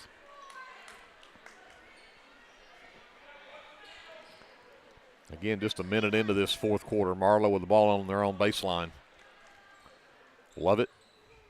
Trying to get it to Lovelady. McGowan keeps her covered up, and we'll get an offensive foul called underneath against Corey Scott. Trying to get open under there. Corey's third. First here in the fourth quarter against the Lady Outlaws, and now some full court pressure from Marlow. Russell trying to avoid the trap. Hernandez gets it across to Leslie inside. Oh, great hustle right there from Gracie Ottinger, who came back to knock that one away. Otherwise, McGowan had an easy layup on a nice find from Hernandez, but Ottinger knocks it out of bounds. So Gentry under her own basket to inbounds, gets to McGowan in the corner. Russell gets it left wing, sends it over to Hernandez right side. Oh, Leslie wide open underneath, sends it back out to Russell. Straightaway three. Count it! Cannon Russell's fourth three of the game. It's 41-25, Leopardettes by 16. Their biggest lead of the game. Love it. The handoff to Castle. Castle back between the circles to Ottinger. Back left wing for Scott. Castle coming across the lane. Takes Cannon into the lane. Missed the shot, though. Maddie tips the rebound. Russell comes away with it. Russell stops, fakes the three, sends it to Hernandez. The inside McGowan had it stripped from behind by Scott. 7 turnovers on the Leopardettes now. Just over 2 minutes gone in this fourth quarter. Leopardettes still hanging on to that 16-point lead. Love it. Drives right. Stops baseline right side. Right elbow jumper from Lovelady is short. Hernandez with her 4th rebound. And Cannon Russell will bring it up for Lindsay. 2-3 zone from Lady Outlaws. They've pretty much been in that this whole game. Hernandez left wing. Back to Gentry between the circles. The backside. Nice find. Gentry to cousin Leslie, who puts it up and in. 43-25 if I could read my own writing.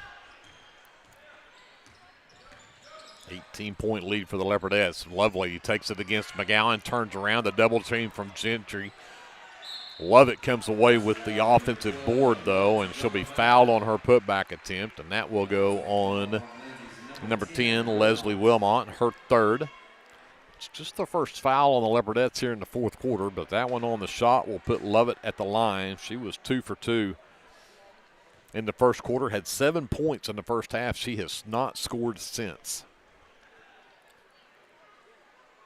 But she'll knock that one down for her 8th point of the game and stop some of this bleeding. The Leopardettes had gone on a 10-0 run before that. So Leslie Williams checks out for the Leopardettes. Jolie McReynolds back in the ballgame. Lovett readies for her 2nd free throw. It is on the way, and that one will not drop. That's the first free throw miss from the Lady Outlaws. Inside, McGowan dumps it down to McReynolds. Ottinger all over her, and now they finally, they're going to call it 3 seconds. Had Gracie Ottinger all over McReynolds, and they don't get a foul call, but they'll say McReynolds was in the lane too long. So 43-26 Leopardettes. We've got 4:46 left to go here in the ball game. Castle will get the inbounds. Russell picks her up in the backcourt. Works all the way to the right wing. Fakes the dribble handoff. Goes baseline. Takes it right at McGowan. Bad miss on the shot, but Lovett has the backside rebound. Barrels into the lane and gets a foul called against Hernandez. That'll be 4 on Marisol. And Carson Lovett goes right back to the free throw line.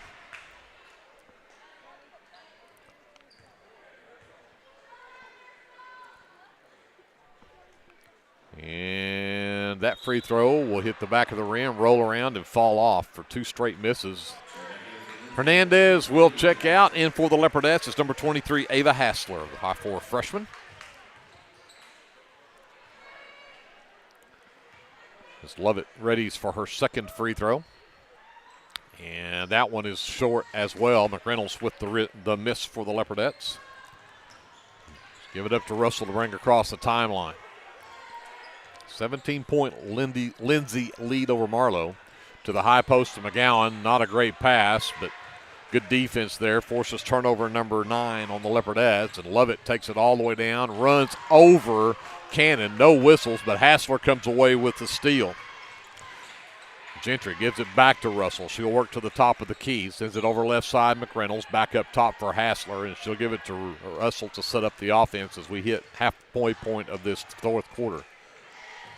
Gentry gets away from Ottinger, stops baseline right side, puts it up, and Williams knocks it out of bounds. It will be Leopardette basketball.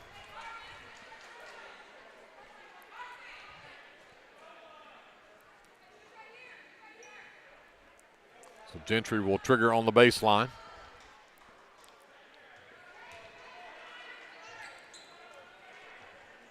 Looking for Russell, finally lobs to the inside. McGowan, right hand hook shot is up and good for Maddie McGowan.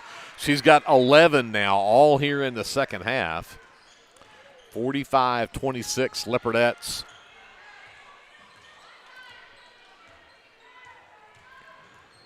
Love it. To the high post, Williams flips it to Castle. Castle around the Williams screen, spin move in the lane, ran right into McGowan, and again, just got caught reaching in. McReynolds trying to strip it from behind there. McGowan had the good stop, but McReynolds picks up her third, just the second team foul. Excuse me, this is the third team foul. But on the shot, it's going to put Castle right back at the line where she is 6 for 6 tonight. And now 7 for 7. I still can't get the announcer jinx on her. 3:22 left in the ball game. 45-27. Leopardettes with the lead. Still a second free throw to come up from Castle. And that time I got the jinx on her. And Lovelady and McReynolds fight for a rebound. And the possession arrow is with Marlow.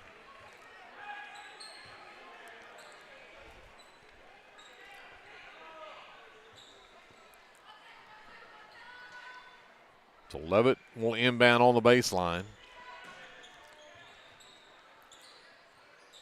Ottinger gets it right wing. Had to retreat to go catch the pass. Got it. Takes Russell into the lane. Sends it out left side for Williams. Back between the circles for Castle. And she'll give it to Lovett to set it back up. Ottinger, another long three. That's up and good. She took one of those in the first half. It was way off. That one true right down in the middle. And 45-30 Leopardette lead. Back to 15. Inside. McGowan got it. Nice move. Williams tried to take, Lovett tried to take the charge. It didn't work. 47-30. Missed shot underneath. McGowan comes away with the miss. And then a foul called. Kinley Castle picks it up. Just her second team foul, so no free throws here for the Leopardettes.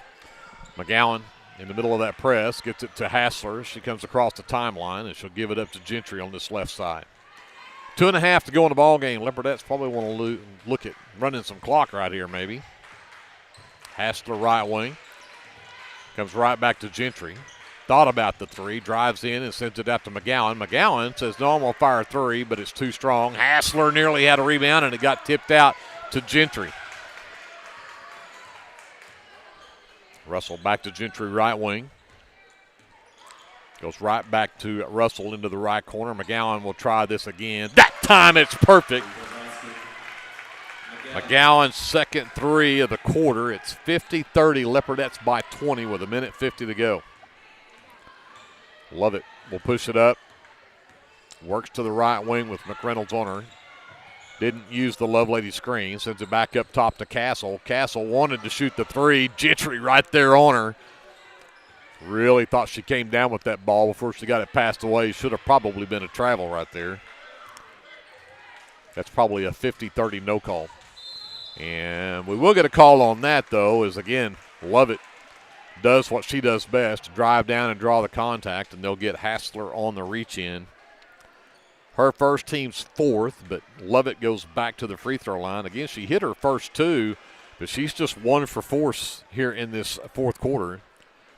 This will be her fifth and sixth free throw attempts in the quarter, and that one will finally go ahead and drop in for her. Number 33, Greet DeVault, checks in for the Lady Outlaws, along with number 15, Sarah Holding. Lovelady and Castle will both sit. In for the Leopardettes as Russell and Gentry both check out. Briley Russell is back in the ball game, along with number 20, Kylie Byram, the 5'5 sophomore. And in for the Leopardettes as well, number 45, Alondra Lopez, the 5'9 junior. She will sit as McGowan will go out. McGowan had a big second half, again, after having to set that first half with 2 fouls. And more subs in. Number 31, Madison Staggs, the freshman, will check in for Coach Robbins and the Lady Outlaws as Lovett gets ready for her second free throw. And that one won't drop, and Lopez will come away with the miss. Russell. This is Briley. Make sure I'm in the right Russells here. Has it knocked in the backcourt by Lovett. Lovett will come away with it and missed the layup. Good defense from Russell there to force a bad shot but not foul. Briley to Hassler, and timeout to get subs in the ball game with 1 minute left to go.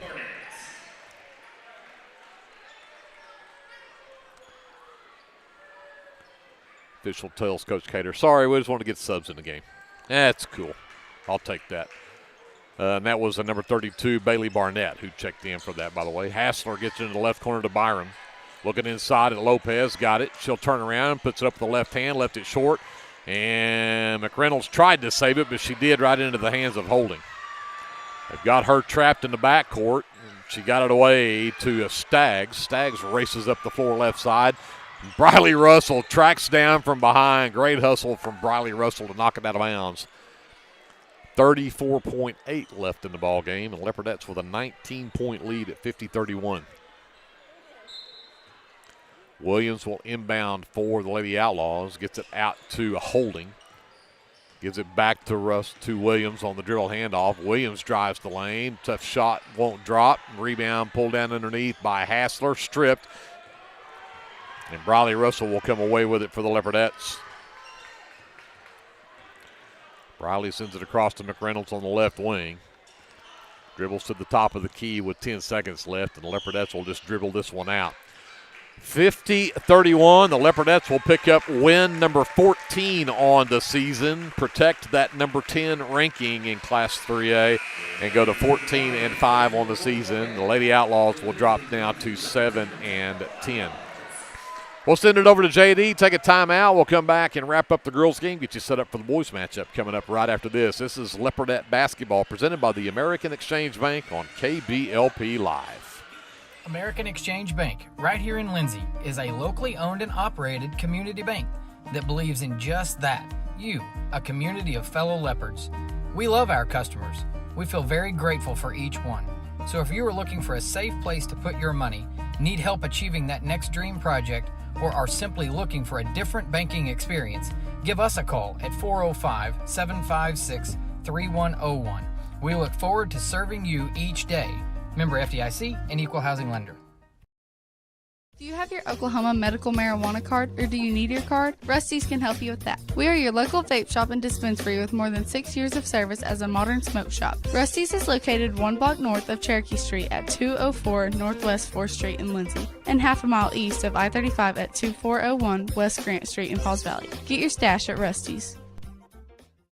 S&H Tank Service is your choice for Lindsay owned and operated vacuum truck service. S&H Tank Service's fleet is equipped with transports, bobtails, pump and kill trucks rated up to 10,000 psi, plus hot oil units, rock trailers, frac tanks, mud and shell haul-off pits, and soil farming. As Lindsay High School graduates, S&H is proud to support Lindsay schools and all of their student activities. S&H Tank Service would like to wish the Leopards and Leopardettes the best of luck in everything they do. Give S&H a call anytime, 24/7 at 405-756-3121. That's 405-756-3121. And remember, your phone starts our trucks. That's S&H Tank Service of Lindsay.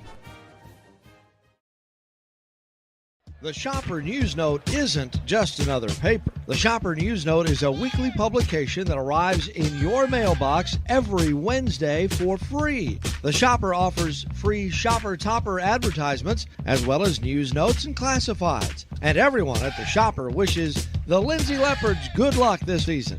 Go Leopards!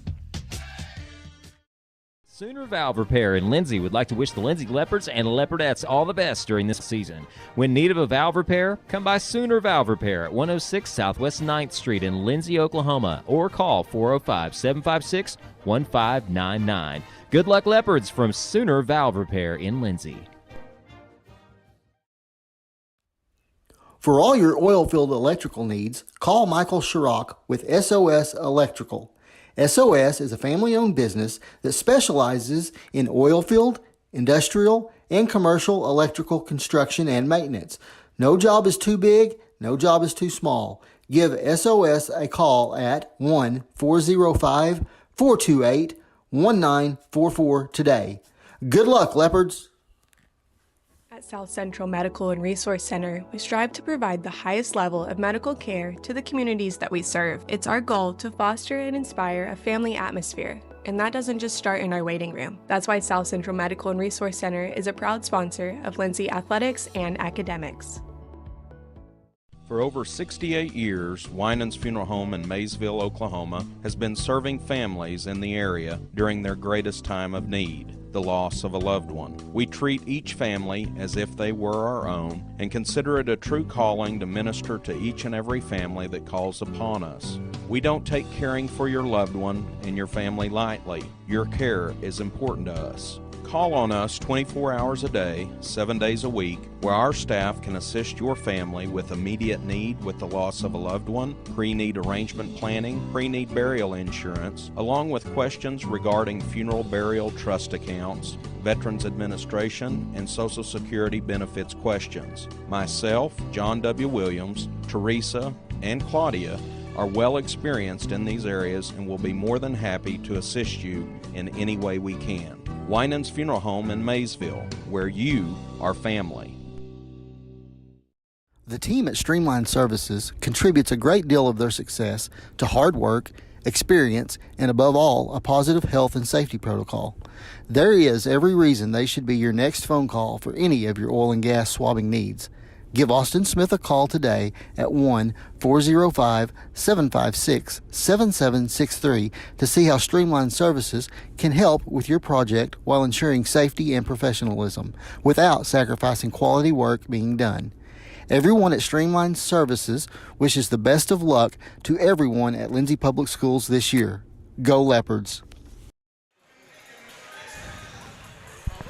Back to wrap up this girls matchup, the Leopardettes pick up win number 14 on the season, go to 14-5, and defeat the Lady Outlaws 50-31. Looking at the final numbers for our officially unofficial stats, only one player in double figures for Marlow, but the second half was all Kinley Castle. She had 12 points in that third quarter. The only points that the Lady Outlaws scored in that third quarter were her 12. She finishes with 19 for the ball game. Then it was 9 from Carson Lovett and 3 from Gracie Goniger. That 3 she hit there at the end. All the scoring for the Lady Outlaws. They went 11 of 16 from the charity stripe after they were a perfect 6 for 6 in the first half. The Leopardettes end up with 2 players in double figures. Maddie McGowan leads the way with 16. She had all of those in the second half, had 2 threes in that fourth quarter. 15 from Cannon Russell. She had 11 of hers in the first half. And then it was 7 from Gentry Wilmot, 6 from Leslie Wilmot, and then 3 apiece from Jolie McReynolds and Marisol Hernandez. The Leopardettes end up 3 of 7 from the charity stripe. 23-21, the Leopardettes end up with the 2-point edge in the rebounding category, and then the Leopardettes with 10 turnovers in the ball game. The Lady Outlaws end up with 11. But that's the final wrap-up for this one. Again, 50-31, the final score. The Leopardettes with the win. We will see them, catch my breath here, Tuesday night at Bridge Creek, correct? Bridge Creek at home at Comanche Friday night. I'll get it all straight here. So we're at home back at Leopard Arena with Bridge Creek coming up on a Tuesday night. That's when we will see the Leopardettes next. So let's talk a little bit about the boys matchup. The Lindsay Leopards and the Marlow Outlaws. The Leopards coming in 13-5 on the season. Marlow coming in 11-5. They're ranked number 17 in the Class 3A. The Leopards coming off of another busy week, as we talked about with the girls. They played 4 games in 6 days last week. Played the Grady County tournament over there. And then in the middle of that, had to play Purcell on Tuesday night.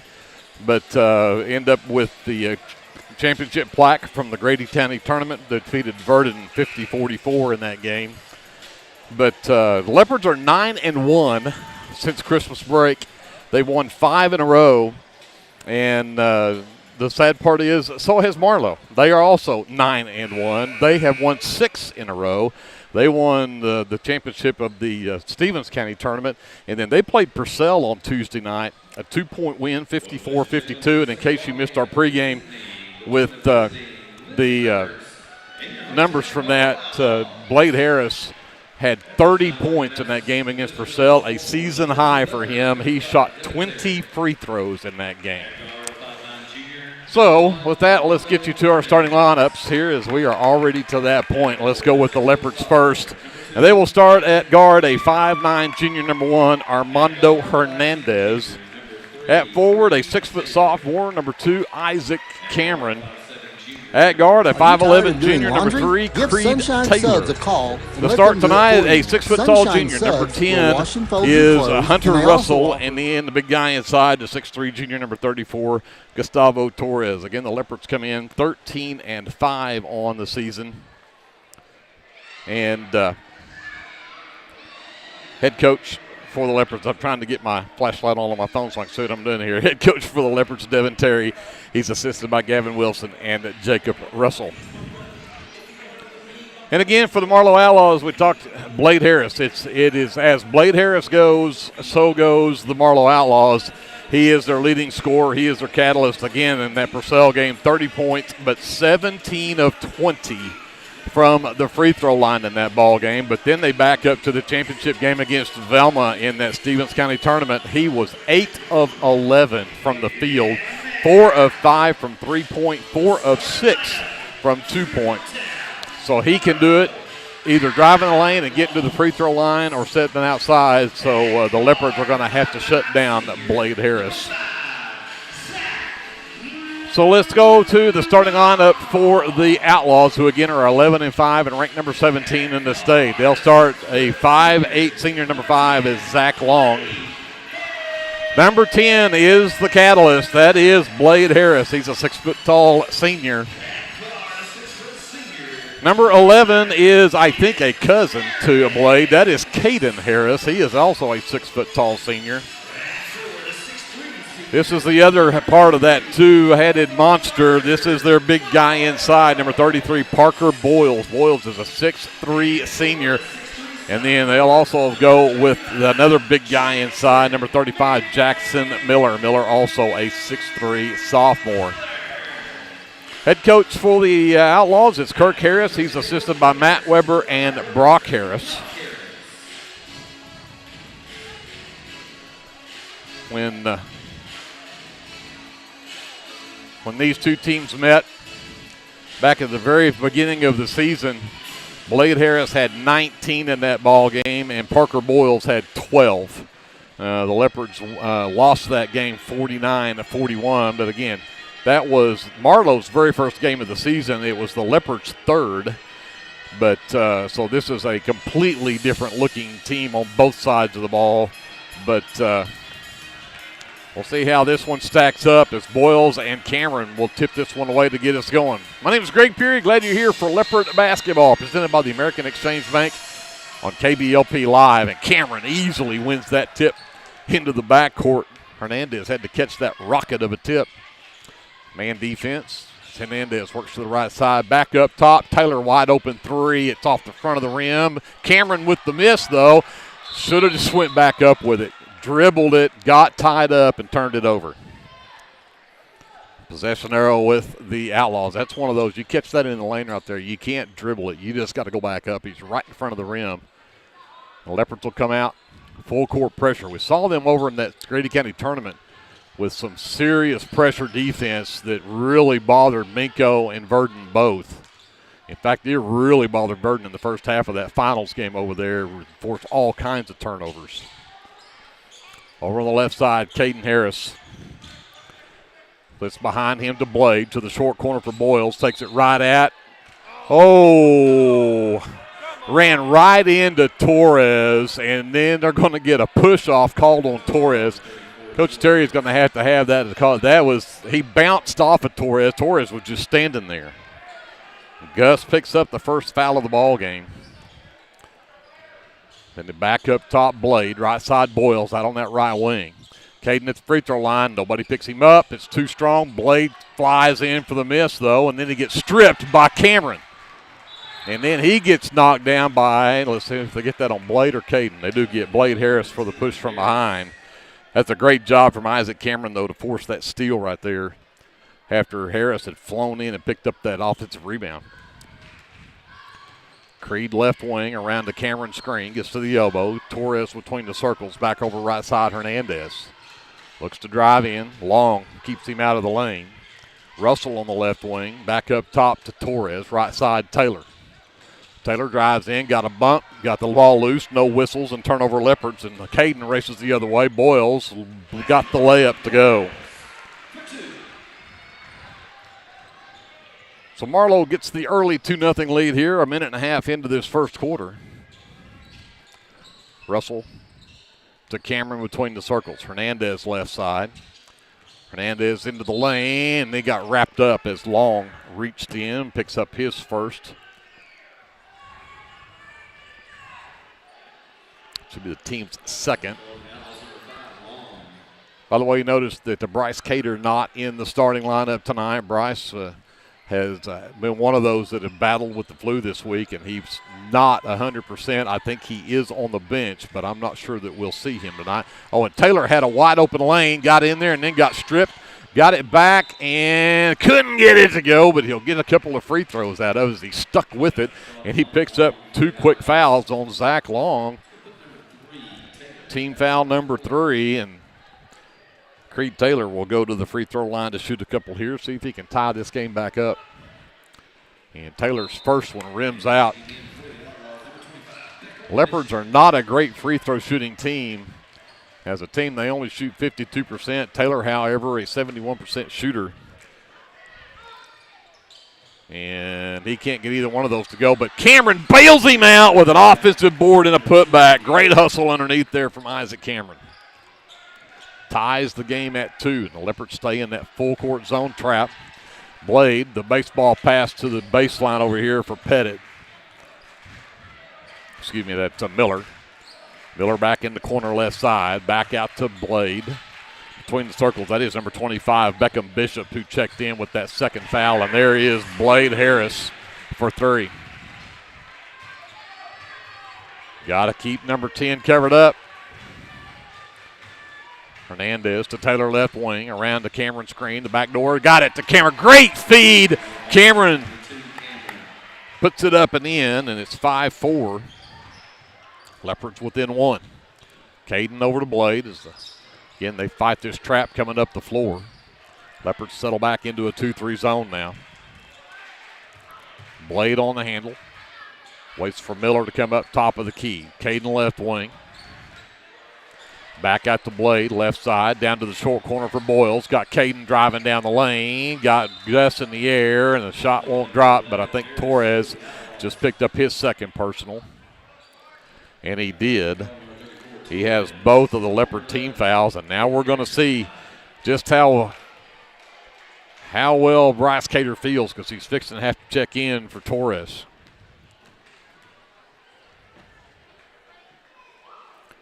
Caden Harris at the line, knocks down his first. Makes it a 6-4 ball game. Torres does sit with that second foul. Bryce Cater, the 6'2 junior, checks in. Caden Harris with a second free throw attempt. That one also good.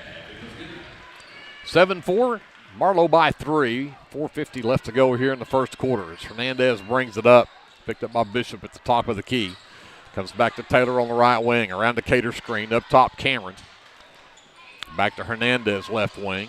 Goes baseline. Gets around Bishop. Tough shot. Underneath, and it climbs over the rim and drops in for Hernandez. Leopards back within one. Leopards back out of the press, and in fact, they'll back up into a man-to-man defense. Hernandez, the task was staying with Blade Harris. Harris has it on the right wing. Caden between the circles, quickly left side to Boyles. Back to Caden, around a Miller screen, gets to the right elbow, backs up on Cater. Now sends it out to Boyles, top of the key, back over to Caden, wide open three on the way, off the iron, no good. Blade tips it, and then when he threw it back in, it went off the legs of Hernandez and out of bounds. Tough break right there for the Leopards as Blade was going out of bounds. Blade's listed at 6 foot. I bet he could touch the top of the backboard the way he jumps. He's just a phenomenal athlete. And we're going to have a timeout called by Coach Harris as he didn't like the way that inbounds play was going. So with 4:02 left in the first, Marlow with the ball and a 1-point lead when we come back after this. Live coverage of Leopard basketball is presented by the American Exchange Bank on KBLP Live. Are you tired of doing laundry? Give Sunshine Suds a call and let them do it for you. Sunshine Suds will wash and fold your clothes, and they also offer dry cleaning. Sunshine Suds also does quilting and alterations. Load up that laundry basket and head to Sunshine Suds, located at 107 Southwest 2nd Street in Lindsay, Oklahoma, or give them a call at 405-756-2850. 4:02 left to go in the first. 7-6 Marlow, a 1-point lead. They'll have the ball under their own basket as we come out of the timeout. Blade Harris to inbound on the baseline. Got it out to Bishop. Bishop hands it to Boyles. Blade top of the key now, picked up by Taylor. Sends it over to Caden, right wing for Bishop. Tried to go inside Blade. He finally did track it down. They've got him triple teamed down on the baseline, though. He'll send it back out to Miller. Caden now left wing. Gives it over to Boyles. Boyles right side for Bishop. Miller steps out between the circles, comes back to Blade left wing. Taylor still with the defense there. Caden gets it back, sends it over right side Miller. Boyles looks. Gives it to Caden. Caden looks to drive in. Got it over to Blade. Leopards doing a good job of defense right here, not giving them anything to look at. Boyles gets it back. Tries to take Cameron into the lane, and they're going to call a push-off foul before Boyles got down there for the shot. They'll get Cameron with the foul. His first will be the team's third.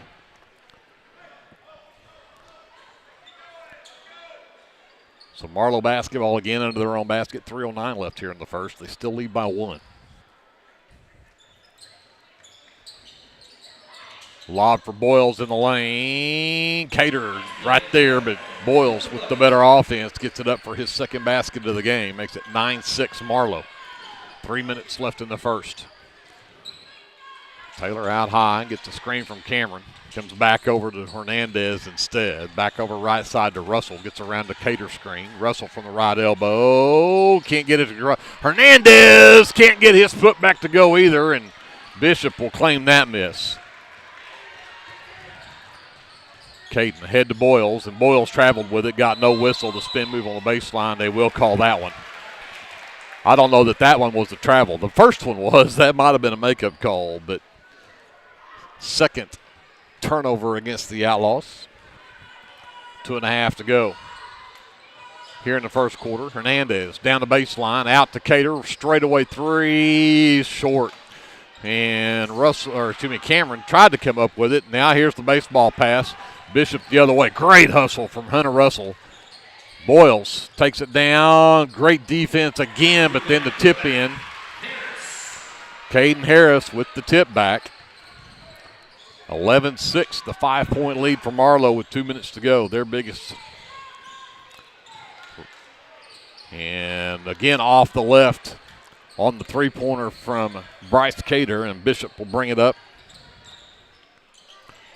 Blade out between the circles. Hernandez with the defense. Goes baseline, stopped there with Cater with the double team. Comes back out to Boyles, top of the key. Looks to take Cameron into the lane. Fake the handoff. A good left-hand hook won't drop, but Harris came down with it and then fell. That'll be the third turnover, and Miller will check out. Number 30, I think the announced his name was Pettit, 32. I think Jake Pettit. I have him on the roster as number 50. Hernandez will work to the right with Bishop on him. Gets a screen from Cater. The lob back to Cater in the lane. Too tall. He can't come down with it. The Leopards with their third turnover. And here comes Blade Harris the other way. Stops the left elbow. Sends it out to Beckham Bishop. His three left side is up and good. 14-6. Leopards down by 8. A minute to go here in the quarter. Taylor out to Cater, left wing for Hernandez. Around the Cater screen. Hernandez up top to Cameron. Back over to Russell, right wing. Russell gets to the right elbow. Jumper from there, up and good. Hunter Russell stops the bleeding. That was a 7-0 run from the Outlaws. Boyles again tries to take it in there, and they're going to call another foul on the Leopards. And again, this is what I think they ran into at Purcell, is that everything that happened when Purcell was over here, they were calling fouls on Purcell right and left.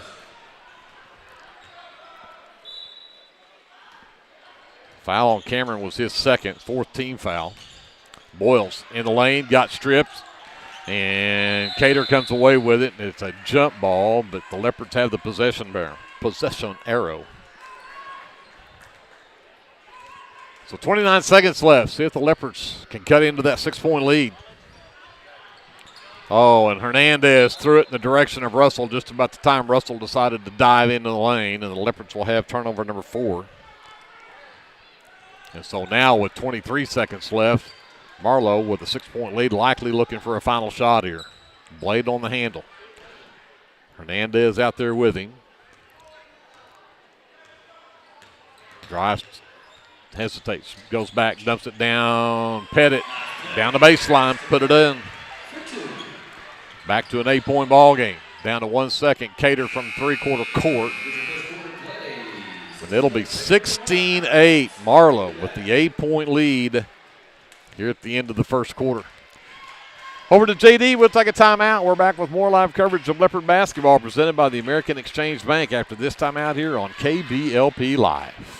Are you tired of doing laundry? Give Sunshine Suds a call and let them do it for you. Sunshine Suds will wash and fold your clothes, and they also offer dry cleaning. Sunshine Suds also does quilting and alterations. Load up that laundry basket and head to Sunshine Suds, located at 107 Southwest 2nd Street in Lindsay, Oklahoma, or give them a call at 405-756-2850.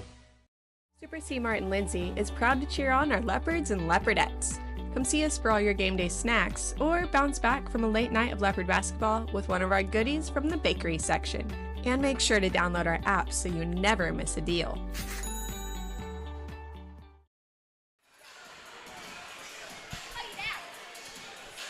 Back here in Marlow, the Leopards with some work to do. They trail by 8 to the Marlow Outlaws. And it will be Marlow basketball as we start the second quarter. And the number 5, Crew Flood, the 6-foot freshman, has checked in for the Leopards.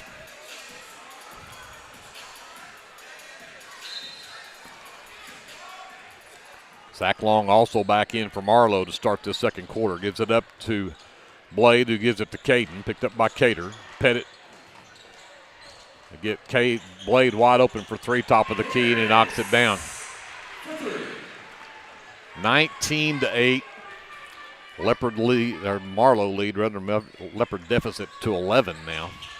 Taylor to the right elbow, sends it over to Cater, to left wing to Hernandez, around the Cater screen, comes back up top to Flood. Back over to Russell right side, to Cater, to Taylor on the left wing.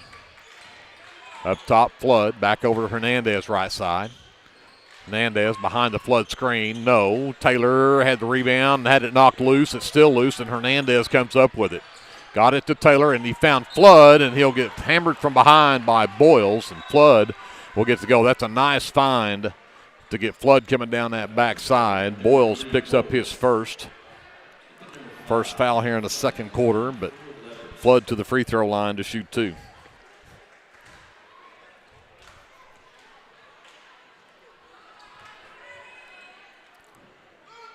Crew's first one on the way, goes. Cuts the lead to 10, and Gus Torres will return for the Leopards. Russell will get a breather. Gus got to be careful with those two fouls. Flood tries to take this Marlow lead down to single digits, and he does. Got them both to go. 19-10, Marlow by 9. Almost a minute into this second quarter. Caden will walk it across. Taylor picks him up as he crosses the timeline. Comes left, gets it to Long. Long works around the screen from Pettit. Tried to go to Caden, cut off by Taylor, so he'll come back up top to Boyles instead. Boyles just stands and pounds the rock out near the half line, and like they're not sure what they want to do here. Blade, by the way, is not in the ballgame. The Leopards now come with that trap defense. Boyles takes it right at Torres, forced a tough pass, and then Torres comes down with a miss from Pettit. Tough rebound in there from Torres. We needed that. Cater left wing, turned down to three as Blade flew past him, got it into Hernandez, who got blocked from behind. Torres' first tip won't go. Pulls down the next one and then gets fouled on that one. And I think I said that Blade was not in the ball game. He actually was. I don't know where I missed him not being on the floor, but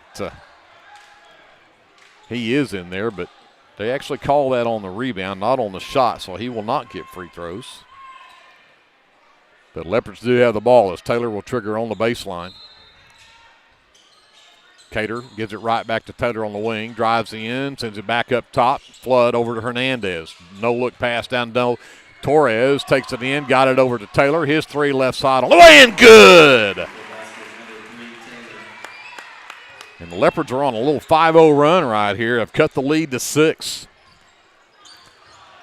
Caden got past everybody. Boyles on the baseline, drives in, dumps it down, and Taylor had the steal and then stripped out of bounds. I think they said it's off of Taylor. It'll stay with the Outlaws, but Creed played that perfectly as Boyles wanted to dump it down low. Long on the baseline.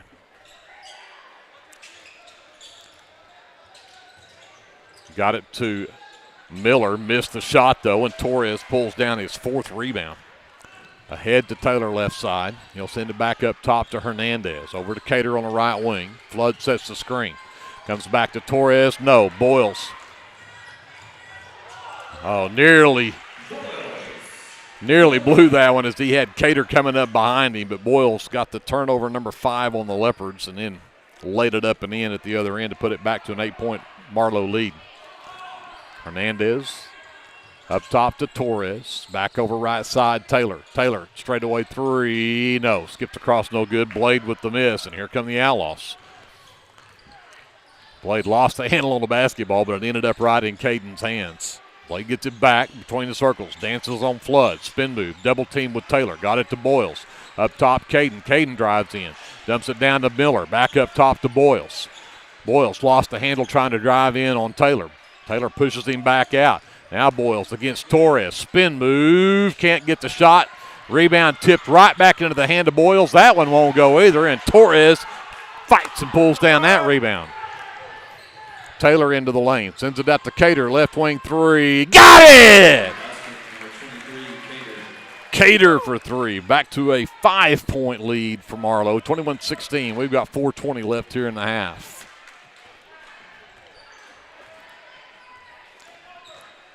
Blade over to Long. Long goes back right, hands it back to Blade. Caden out between the circles now. Works around the Miller screen, gets it to Miller as he goes by. Blade gets it back. Flood does a great job of staying with him. A no-look pass down to Miller. Torres comes away with the steal. 5th turnover on Marlow. Here comes Taylor. Over to Cater, right wing. Cater for three. Yes! Cater has found the stroke. It's a 2-point ball game, and the Leopards right now on a 6-0 run on 2 threes from Cater have made it 21-19 at 3:46 left to go here in the first half. Timeout, Marlow. We'll take it with them. We'll come back to Marlow after this. This is live coverage of Leopard basketball presented by the American Exchange Bank on KBLP Live. Tabor's Drug has been locally owned and operated for almost 60 years and has employed many leopards and leopardettes. We are very proud to be a supporter of our sports teams. At Tabor's Drug, your prescriptions are filled with care and accuracy, and our pharmacist is available for free consulting concerning your prescriptions bought at Tabor's. We also offer interpreters for our Spanish-speaking friends. We are a very friendly store that has that small town feel. You can reach us at 405-756-4511. Come and see us. 3:46 left to go here in the first half. The Leopards have found the basket 3 times in this quarter. They've all been threes. Cater had a couple. Taylor had one. Crew Flood with a couple of free throws, but the Leopards have outscored Marlow 11-5 in this quarter, and they've pulled the lead back down to just 2 for Marlow. Long will bring it across for the Outlaws. Hands it to Blade. Over to Caden as he moves to the top of the key. Back over to Blade on the wing. Gets around a screen from Miller. Goes back the other way to the right side. Comes back up top to Caden. Looks to drive in. Taylor shuts him off initially. Tough shot for Caden, and he can't get it to drop. Taylor will come away with a miss. Russell quickly to the right side. Cater sidestep three on the way. It's short. Torres spun as he hit that, and Blade Harris comes away with it. Blade takes it, and Russell does his best to not foul there, but I tell you what, that's not a bad foul. Don't give Harris an easy one. Make him go to the stripe and earn him. Russell's first, just the first team foul here in the second quarter, and it'll be 2 free throws for Harris. Blade's got 2 threes for 6 points in this ball game, and misses that free throw. That makes that foul look even better now. Pettit returns. Miller will set for the Outlaws. And second free throw coming up for Harris. And that one will drop in for him. He's got 7 in the ball game now. Pushes the lead back to 3 at 22-19. We approach 3 minutes left before halftime. Taylor gets it from Hernandez around the Torres screen. Back to Cater. Right side Russell. Russell to the baseline right side, comes back to Torres between the circles, over to the left wing for Hernandez. Waits on the screen, gets it down to Taylor right's corner. 3 on the way from Taylor. No. The rebound tip to Caden Harris. Has it, circles back, and Leopards one and done that trip. Blade gets it back. Caden between the circles. Number 30, Brody Bishop in the ball game for the Outlaws. Brody sends it over the right wing for Long. Into the right corner, Pettit. Brody gets it back. Caden, top of the key, again looks to drive in. Dumps it to Long. Long looks to penetrate. He's cut off by Hernandez. And Cater nearly came up with the steal from Blade and then got it to Caden on the left wing. Caden dribbles back up. Leopards again with some good defense right here. Not giving up an easy one. Caden straight away with Torres on him. Backs back up. Sends it over to Blade with Cater on him. Drives down, blocked, and then loose ball tipped, and Torres fights over the top of Pettit and pulls down rebound number 6. Cater left wing. Double team. The back door, Torres. We're going to get an offensive foul on Torres. No, they did. I can't. Yep. Foul number 3 on Torres, second team foul. Isaac Cameron returns to replace Torres with that third foul. Pettit will also check out as Boyles returns for Marlow. And Cater will get a breather as well as Flood returns. Blade will walk it up with 1:45 left before halftime. Leopards trail by 3. Caden drives all the way down long from the right corner. Gets to the elbow, stopped there by Flood. The backdoor cut from Blade, and he'll get stripped by Russell and get a couple of free throws as Russell picks up foul number 2. Third team foul, but Blade Harris back to the line. 1 for 2 his last trip, but again, he hit 17 of 20 Tuesday night against Purcell. But that one's off too. He's now 1 for 3 at the line.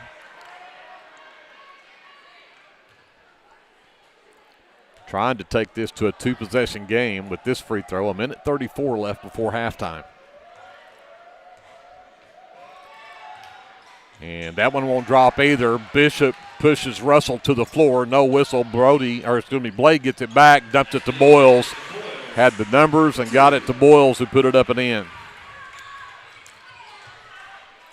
24-19, back to a 5-point lead. 1:20 left to go. Russell around the screen, comes up top to Cameron. Back over to Taylor left wing. Taylor out to Flood between the circles. Hernandez on the wing right side. Gets to the elbow, jump stop in the lane, and he'll draw contact. And that goes on Caden Harris. That's just his first, and it's just the second team foul. So Leopards will have it under their own basket with 1:06 to go. Taylor to inbounds. Lob it all the way out near the half line to Russell. Taylor right wing, around the Flood screen, gets it to Russell. Hernandez left side, gets around the camera screen. Hernandez lost it, but right into the hands of Flood, who takes it down the lane and lays it in. Great hands from Crew Flood. Back to a 3-point game. Boyles, spin move in the lane, tough shot. He just threw that at the basket and it went in. He now has 10 in the ball game. It's back to a 5-point game. 30 seconds left. Taylor over to Cameron. Russell. Left elbow jumper from Russell off to the right. Caden ahead to Long, who had to go track it down. Caden gets it back. Blade top of the key. Back over right side to Brody. Up top to Blade. Blade back to Long left side. 3-ball on the way. No. Hernandez tips it, but it goes out of bounds with 2.5 seconds left. And they say it's out of bounds. I thought they were going to say that was off the Leopards, but they are going to give the Leopards a basketball with 2.5 left. Cater will check in for the 3-point shooting here for this final 2.5. Try to get a shot. Got it to Cater. Half-court shot on the way. No. So the Leopards were down 11 at the beginning of that second quarter, and they fought back to be within 2 at one point, but they trail by 5 here at halftime. 26-21. Marlow on top. We'll take a timeout. We'll come back with our officially unofficial stats right after this on KBLP Live. American Exchange Bank, right here in Lindsay, is a locally owned and operated community bank that believes in just that, you, a community of fellow Leopards. We love our customers. We feel very grateful for each one. So if you are looking for a safe place to put your money, need help achieving that next dream project, or are simply looking for a different banking experience, give us a call at 405-756-3101. We look forward to serving you each day. Member FDIC and Equal Housing Lender. T&W Tire is a family-owned, full-service commercial tire company. As a leader in auto repair, T&W is more than just tires. Our highly qualified mechanics can get you back on the road no matter what you drive. We also specialize in serving the tire needs of commercial fleets, oil and gas, construction equipment, and a variety of industrial applications. So for your automotive needs, look no further than T&W Tire, located at 410 Southeast 4th in Lindsay, Oklahoma, or look up one of our many locations on tnwtire.com. El Unico Taco Truck is ready to curb your hunger. The traveling taco truck has locations in Lindsay and Blanchard and is available for catering services. You can contact El Unico to book your next event at 405-760-0821. El Unico enjoys supporting all of our leopards with their Taco Tuesdays. Reach out to El Unico for your next event. Are you a small business needing a little creative pick-me-up? Do you need to refresh your business cards or looking for a new logo? Is your business Facebook page still using photos from 2019? Tailored Creative Services offers services for logo design, business cards, photography, videography, and pretty much everything in between. Find me on Facebook at Tailored Creative Services, and let's talk about your next project. Are you caring for an aging parent or other loved one at home? It's important to know you're not alone. Hi, this is Connie Upton with Abiding Home Health. The people we serve have a variety of needs, of acute illnesses to individuals who require health care assistance to live independently at home. Our goal is to make a difference in the short and long-term care of each patient. For more information, visit us online at abidinghomehealth.com. Abiding Home Health, creating personal, positive changes and transformations. For all your construction needs, give Brad Taylor a call with B&S Construction at 1-405-428-0039. B&S Construction specializes in concrete pads, sidewalks, and metal buildings of all sizes. Call Brad today for a free estimate. The crew at B&S Construction would like to wish the Leopards a safe and successful season. Go Lindsay!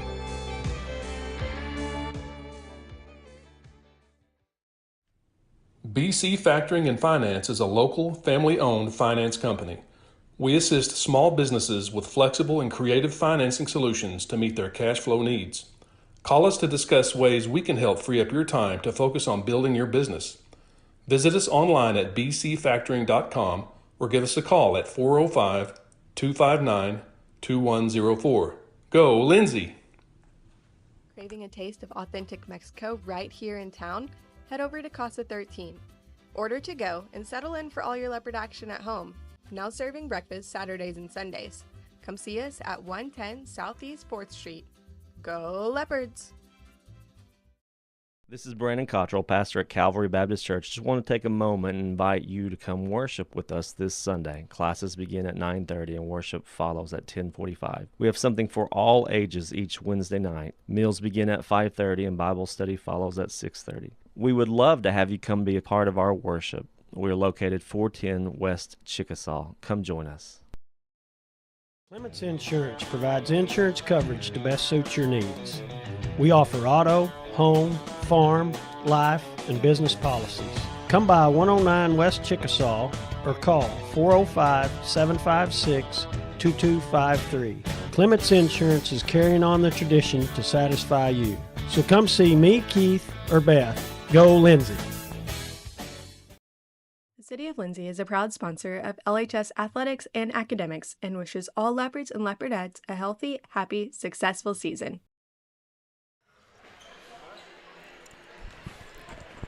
We're back here at halftime. The Lindsay Leopards trail the Marlow Outlaws 26-21 here at halftime. Our unofficial stats for the Outlaws. Parker Boyles already has 10 in a ballgame to be in double figures. The only one from either team. Blade Harris had 7. Caden Harris had 4, and Beckham Bishop had a three-pointer to round out the scoring for the Outlaws in the first half. They were 3 of 6 from the charity stripe in the first half. Lindsay Leopards got scoring from a bunch of different places, but 2 threes in that second quarter gave Bryce Cater 6 to lead the way for the Leopards. Isaac Cameron and Crew Flood had 4 apiece. Creed Taylor had a 3-point basket there in that second quarter for his 3 points, and then 2 apiece from Armando Hernandez and Hunter Russell. Rounds out the scoring for the Leopards. They were 2 of 4 from the charity stripe in the first half. Rebounds are all even at 11 apiece, and turnovers are all even at 5 apiece, so it's just about as even as the score is. Again, it was an 8-point lead for Marlow at the end of the first half, and then they hit that 3 from Blade Harris, made it an 11-point game. And then the Leopards went on a 5-0 run to pull it back within 6. Marlow made it 8 at 21-13, and the Leopards went on a 6-0 run on those 2 3-point baskets from Cater to pull it within 2 at 21-19. And then down the stretch, Marlow takes it back out to 5 here at halftime. So that is your officially unofficial stats in your American Exchange Bank halftime show from here in Marlow. Greg Peary here alongside J.D. Scruggs, Kevin Scruggs in Marlow, Colton Harrell back at our studios in Lindsay handling the FM side on FM 105.1. Glad that you are along with us as we get ready to start this second half. Again, the Leopards and Leopardettes will be back home at Leopard Arena on Tuesday night next week and take on the Bobcats and Lady Bobcats of Bridge Creek. As we're getting down to the short rows of this season, you get to looking at how many games are left, and it's not but just a couple of weeks, to maybe 2.5 weeks. The 18th of February will be the last regular season game, and we'll be in February tomorrow. So it'll be here quick. So next week. So the Bridge Creek game at home will be the Lindsay Athletic Booster Club's pie and cake auction, by the way. So for all of our Leopard fans, make sure you make plans to be at Leopard Arena next Tuesday night as we take on Bridge Creek, and that'll be the pie and cake auction that they'll do at halftime of both of those ball games. That is a major fundraiser for those folks, and it is always a lot of fun to watch the battles that go on the bidding in the stands for that stuff. So make sure you make plans to be at Leopard Arena next Tuesday night. Leopards with the ball to start the third quarter. Taylor, Hernandez, Torres, Cameron, and Russell on the floor. They go to Torres at the high post. Wanted to go back to Taylor, but he was covered up, so they'll reset. Blade picks up Taylor as he works to the left wing, gets around the Cameron screen. Torres back to Cameron underneath, and he missed the layup short. Had the perfect play and just missed the layup. Blade over to Boyles, left wing for Caden. Miller at the left elbow. Boyles dives from the left side. Cameron cuts him off. They'll send it back to Long out between the circles, and now Blade works to the top of the key. Back over to Boyles on the wing. Caden comes back to get it. Leopards in that 2-3 zone now. Saw them when they were playing Minko and that tournament over there out of that 2-3. They would absolutely just flash at the guy with the ball and trap it. They caused all kinds of havoc out of that. We may see that before this night's over. Long will come back and get it, reset the offense. Played over a minute here, and neither team has scored yet. Blade, baseline left side, low post, turns around in the lane. Can't get Hernandez in the air. He finally did get up over Hernandez and knocks it down. Blade Harris with 9 in the ball game now. Leopard deficit at 7, Russell to the top of the key, gives it to Cameron, back over to Taylor on the left wing. Taylor wanted to go back to Cameron. Boyles had him covered up. Hernandez over to Taylor left side. Back into the corner left side for Russell. Torres with it. Back to Russell on the wing. Torres sets the screen. Russell gives it up to Cameron out top of the key. He'll come back to Taylor on the right side. They back off, give him the 3, but there were whistles before the shot. So they're going to get Blade Harris with the foul. Even though we knocked down a 3, we're not going to get to keep that shot because the whistle was before the shot. So Taylor on the baseline. Got to get to somebody. Finally lobs all the way up top for Cameron. That was nearly a 5-second count. Hernandez nearly lost it, then he did lose it. Boyles heads the other way and got another runaway layup just like he did in the first half, and it's up to a 9-point lead now, 30-21. Hernandez back to Torres, top of the key. Taylor back up to Cameron between the circles. Back over to Russell on the left wing. He'll drive to the left elbow, pulls it back out to Torres, sends it over to Hernandez right side, dribbles back, comes back up top. Cameron to Taylor. Taylor into the lane, steps it out, sends it over to Hernandez. Hernandez from the right wing for 3. It's good!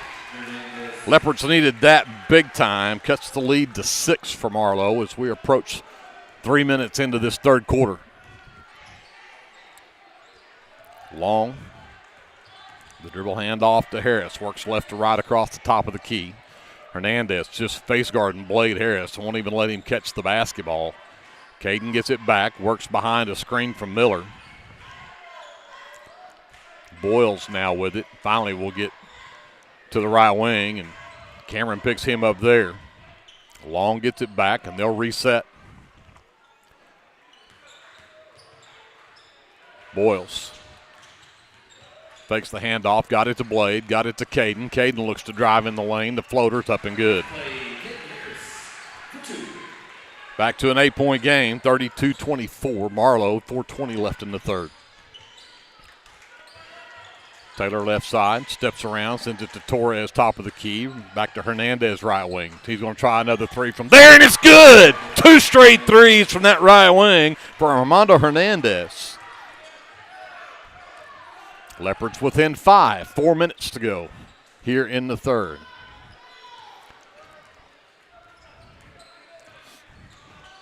Long looking for cutters. Needs some help. Can't find anybody. Finally, Miller will step out between the circles, sends it over right side to Caden. Caden into the lane. Again, the floater. This time won't drop. Torres will claim it for the Leopards. Ahead to Hernandez in transition. He'll pull it back out. Didn't have the numbers. Taylor in the lane. Nearly lost it. And finally, Cameron will corral it. Cannot afford turnovers here. Got to keep a handle on the basketball. Hernandez got a punch right there. No call. Torres got bumped by Miller. No call. But Torres strong enough to get that one up and in. And the Leopards are back within 3. 32-29.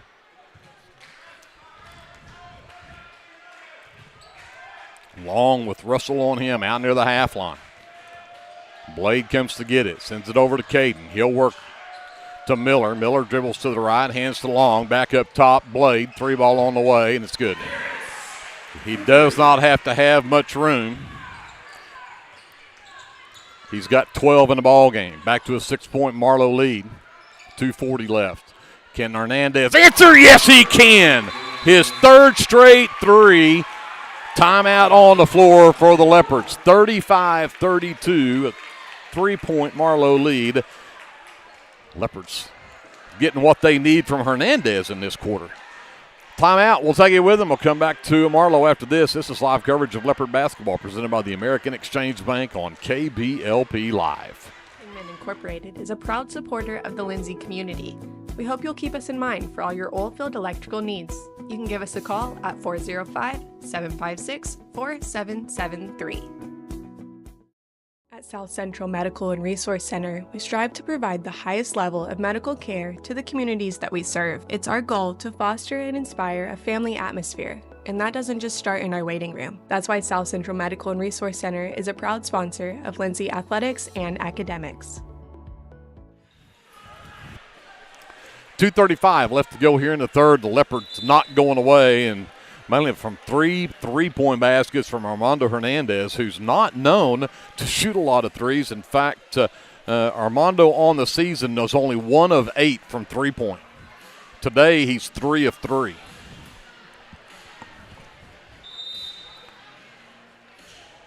The Leopards needed every one of them. They're within 3 now. Marlow with the basketball out of the timeout. Long pushes it up the floor. Blade comes to get it. Cater back on the floor for the Leopards. Nearly had the steal. Caden gets it back. Boyles back to Blade. Leopards in that. Oh, and there's Cater. Got Blade past him, and he just reached down and grabbed him to stop him from going through the lane. Cater's first. It's only the first foul here in the third quarter.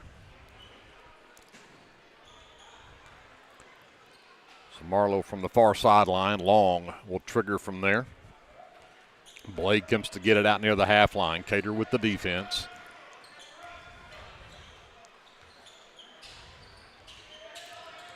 Blade still on the handle. Boyles back to Blade. They set the screen, give him a 3. It's short this time. Miller tipped the rebound. Blade came away with it. The no-look pass underneath the Caden, and he misses the reverse layup. Torres comes away with a miss. Taylor back out to Hernandez. Hernandez into the lane, over to Torres, and Torres wasn't ready for the pass. That was a great play from Hernandez. Torres just was waiting for the shot to go get a rebound, and the Leopards will turn it over for the 6th time. And quickly up the floor comes Blade Harris. Long nearly got stripped. We're going to get a reach-in foul called on Creed Taylor. His first, just the 2nd team foul in the quarter.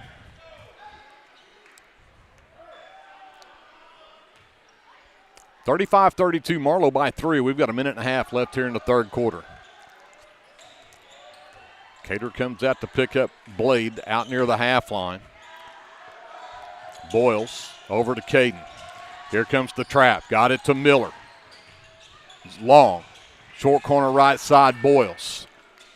Over to Long. Back into the right wing for Caden.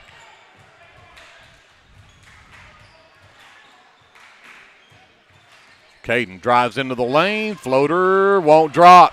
Cameron with the miss. Hernandez with the outlet. Pushes it up the floor. Under a minute to go. See if the Leopards can get back into this here. Torres over to Cater right wing. Skip pass to Taylor left side. 3 on the way. Got it! Tie ball game. 36 seconds left.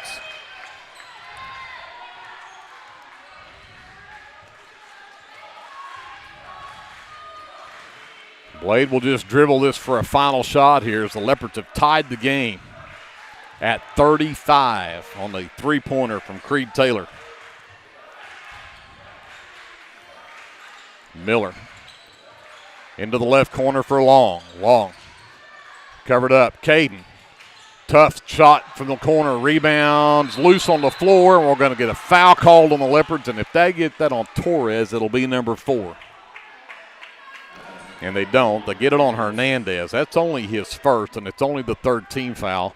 So no free throws here with 3.6 seconds left. Marlow with the ball into their own basket. Long will pull the inbound. Trying to get to Boyles. Got it out in the right corner. 3 from Harris on the way. Good. 3rd 3 of the game for Blade Harris, and it's a 38-35 Marlow lead at the end of 3. Don't go away. You do not want to miss the 4th quarter of this one. We're back after this. This is Leopard basketball presented by the American Exchange Bank on KBLP Live.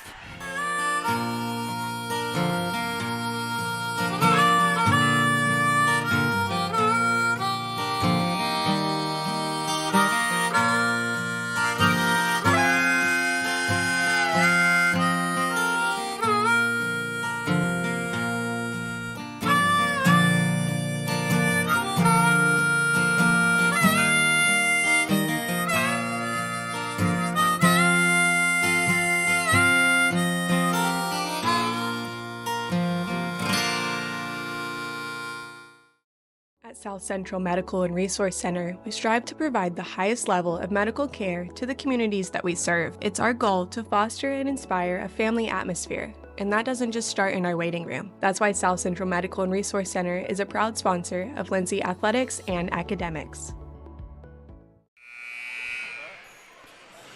38-35. Marlow by 3 as we start the 4th. Was just going back and looking. The Leopards have never led in this game. Game was tied at 2, and we've tied it again at 35 with 36 seconds left to go in that 3rd quarter. But Marlow will have the ball to start the 4th, and they've got a 3-point lead. Biggest lead of the game for Marlow was 11. Again, the Leopards have not ever led, but they've tied it twice. Long on the dribble. Miller at the top of the key. Gives it back to Long. Back up to Caden between the circles. Caden tries to get around a Blade screen. Boyles drives, gets into the lane. Tough shot, won't drop. Russell comes away with a miss for the Leopards. Lindsay can cut into that 3-point lead. Cater, the back door. Torres stripped and lost the basketball. Needed a basket there, didn't need to turn it over. Caden got it from Blade that couldn't get into the lane. Taylor denies Blade the basketball. Long will get it back to Caden. Russell nearly knocked it loose there. Caden drives down, stopped there by Torres. Miller will give it back to Long. We've gone nearly a minute in this fourth quarter, no scores yet. Blade will get around, finally gets to the free throw line, dumps it down to Miller. Short corner base jumper is up and good for Jackson Miller. First basket of the game for Miller. Makes it a 5-point Marlow lead. Russell gets it on the right wing from Taylor. Gets around the screen from Torres. Up top, Cameron drives the lane. Left hand, got it! And we're going to block and foul. The and one opportunity coming up, as Miller did not get there in time, and Cameron takes it to the rack, lays it in for his 6th point of the game. Foul number 1 on Miller. First team foul in the quarter, and Cameron, chance to make this a 2-point game. Number 25, Beckham Bishop, back in the ball game for Marlow.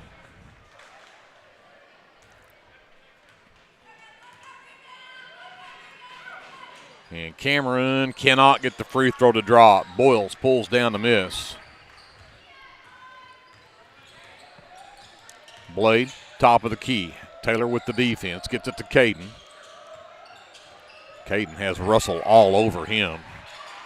Works around the screen. Taylor jumps out, and Taylor gets whistled for the foul.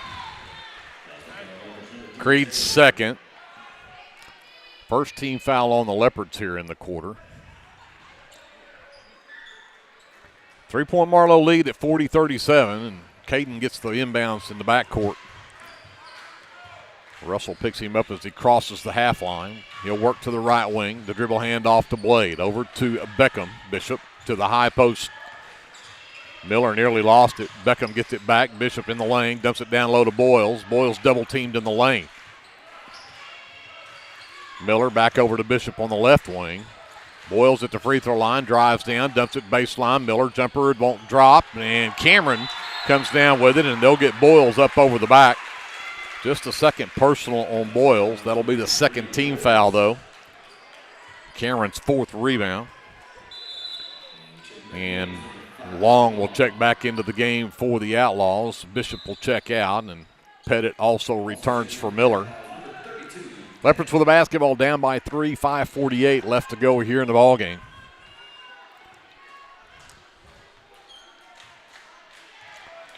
Taylor pushes it across.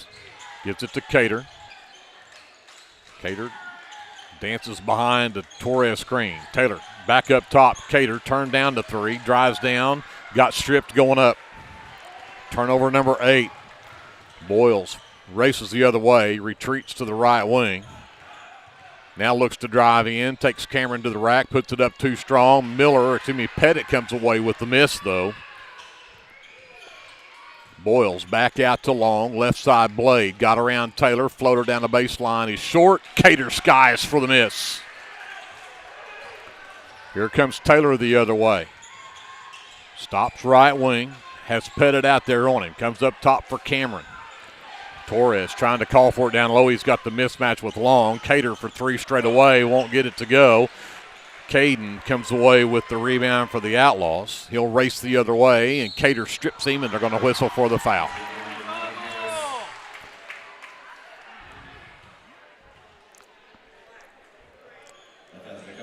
Second personal, second team foul. Timeout called by the Leopards.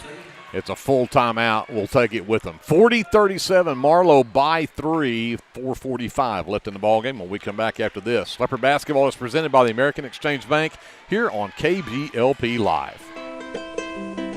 Hey friends, Danny Daniels here. I wanted to take a moment and let you know about a very helpful service that I provide for you and your family in our community. I own and operate Danny Daniels Pest Services, and I would like to ask you to call me the next time you have a need or desire for effective, safe, and affordable pest services. If you have spiders, roaches, ants, fleas, ticks, scorpions, crickets, whatever, I can help. Give me a call at 405-428-3833. That's 405-428-3833. I'd be glad to help. Capturing all your special moments is such a blessing to me, from running down the ball field to walking down the aisle. Call or text Photography Blessings by Lacey for all your photography needs. 405-428-0305. Go Leopards and Leopardettes.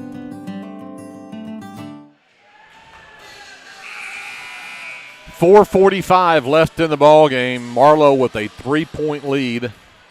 They also have the basketball coming out of the timeout. Long on the baseline to Trigger. They don't even cover him. Cater sinks off back into the lane. Official over at the scorer's table. Not sure what they're double checking here. I think they're looking at how many timeouts everybody's got left. It looks like Marlow has 3 and 3 on the scoreboard for both teams if I look up there now. So long to inbounds. Caden will come to get it. He'll work around the screen from Pettit, come to the top of the key to Boyles. Cameron with the defense. Comes back to Long. The dribble hand off to Blade. He'll work to the top of the key, get it to Caden at the high post. Caden hands it back to Blade. Armando with the defense there. He'll give it back to Caden between the rings. Caden works right wing, double team, gets it out into the corner for Long. Long works back to the top of the key. Back to Caden on the wing. Marlow really just trying to be patient here and look for a good shot, and they got it with Caden in the lane, and the floater's up and good. He's got 8 in the ball game. It's back to a 5-point Marlow lead at 42-37. We're halfway through the fourth quarter. Taylor, top of the key. Torres sends it to Cater on the wing right side. Back up top for Cameron. Armando drives over to the right side. Cater for 3 right wing. No. Armando had the rebound. Harris knocked it out of his hands out of bounds. It'll be Leopard basketball.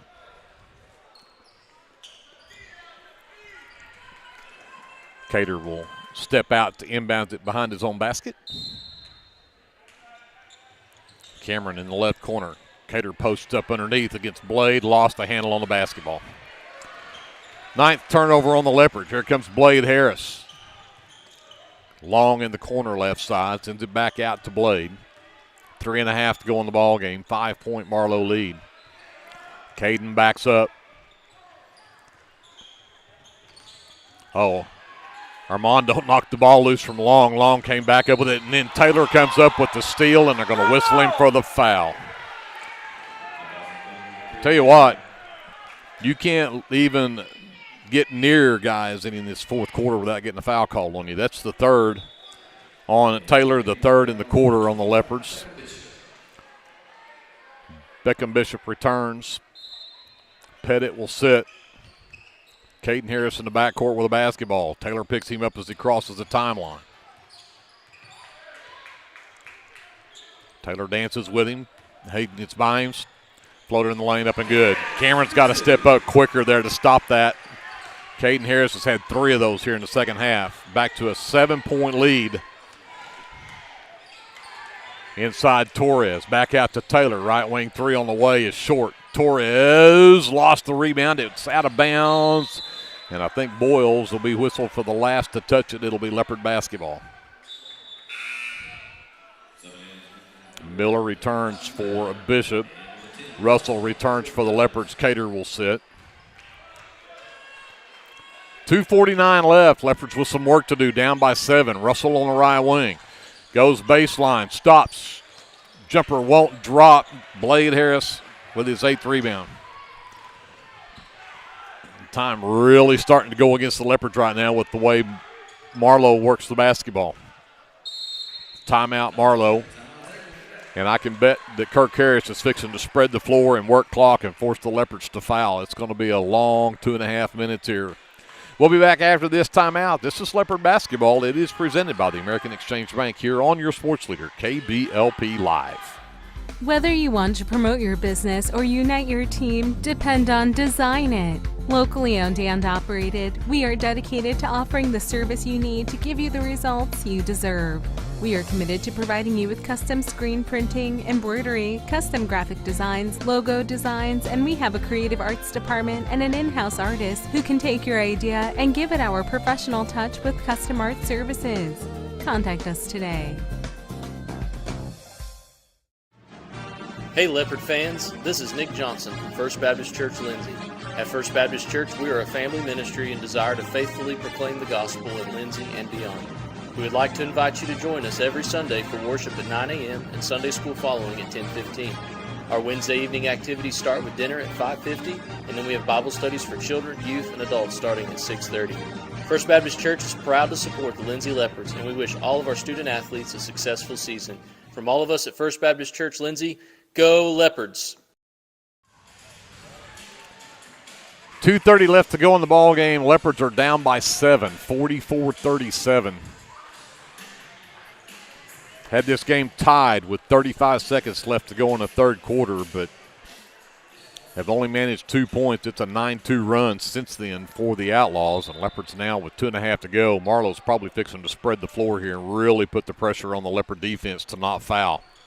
Blade Harris with Hernandez on him, drives down, backs it back out. Here comes the trap, got it away to Caden. And they are literally just going to play keep away right now, and this is a dose of the Leopard's own medicine here. They're going to have to foul to get this thing stopped or come up with steals. Caden drives the lane, dumps it down to Boyles. Boyles got the layup. 46-37, Leopards now down by 9. Need some points quick. Hernandez from the free throw line, can't get it to drop. Only got his own miss, and he did tip it out. And then Torres' pass to Taylor was stolen away. Foul on the Leopards on Hunter Russell, his third, the fourth team foul. So one more will put Marlow into bonus. Torres checks out. Cater checks in for the Leopards.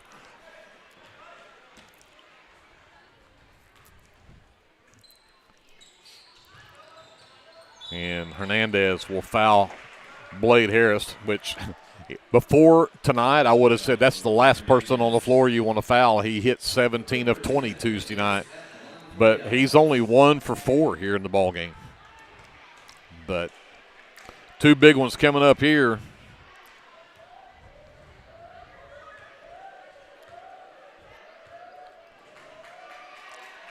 And he doesn't. Knocks it off the back rim and out. No good. This one can still make it a double-digit lead if he can get this one to go. Got to block out here and get a rebound, though. And instead he knocks it down. He's got 16 in the ball game. It's a 10-point Marlow lead at 47-37. We got a minute 35 to go. Russell gets to the free throw line, sends it to Taylor on the right wing. Taylor drives in, double teamed, fouled, and no whistle. Blade Harris, of course, comes up with the rebound. Races the other way, gets it across the timeline to Long. Boyles to Harris driving down the lane, sends it out to Bishop and back out to Blade. They're going to run clock.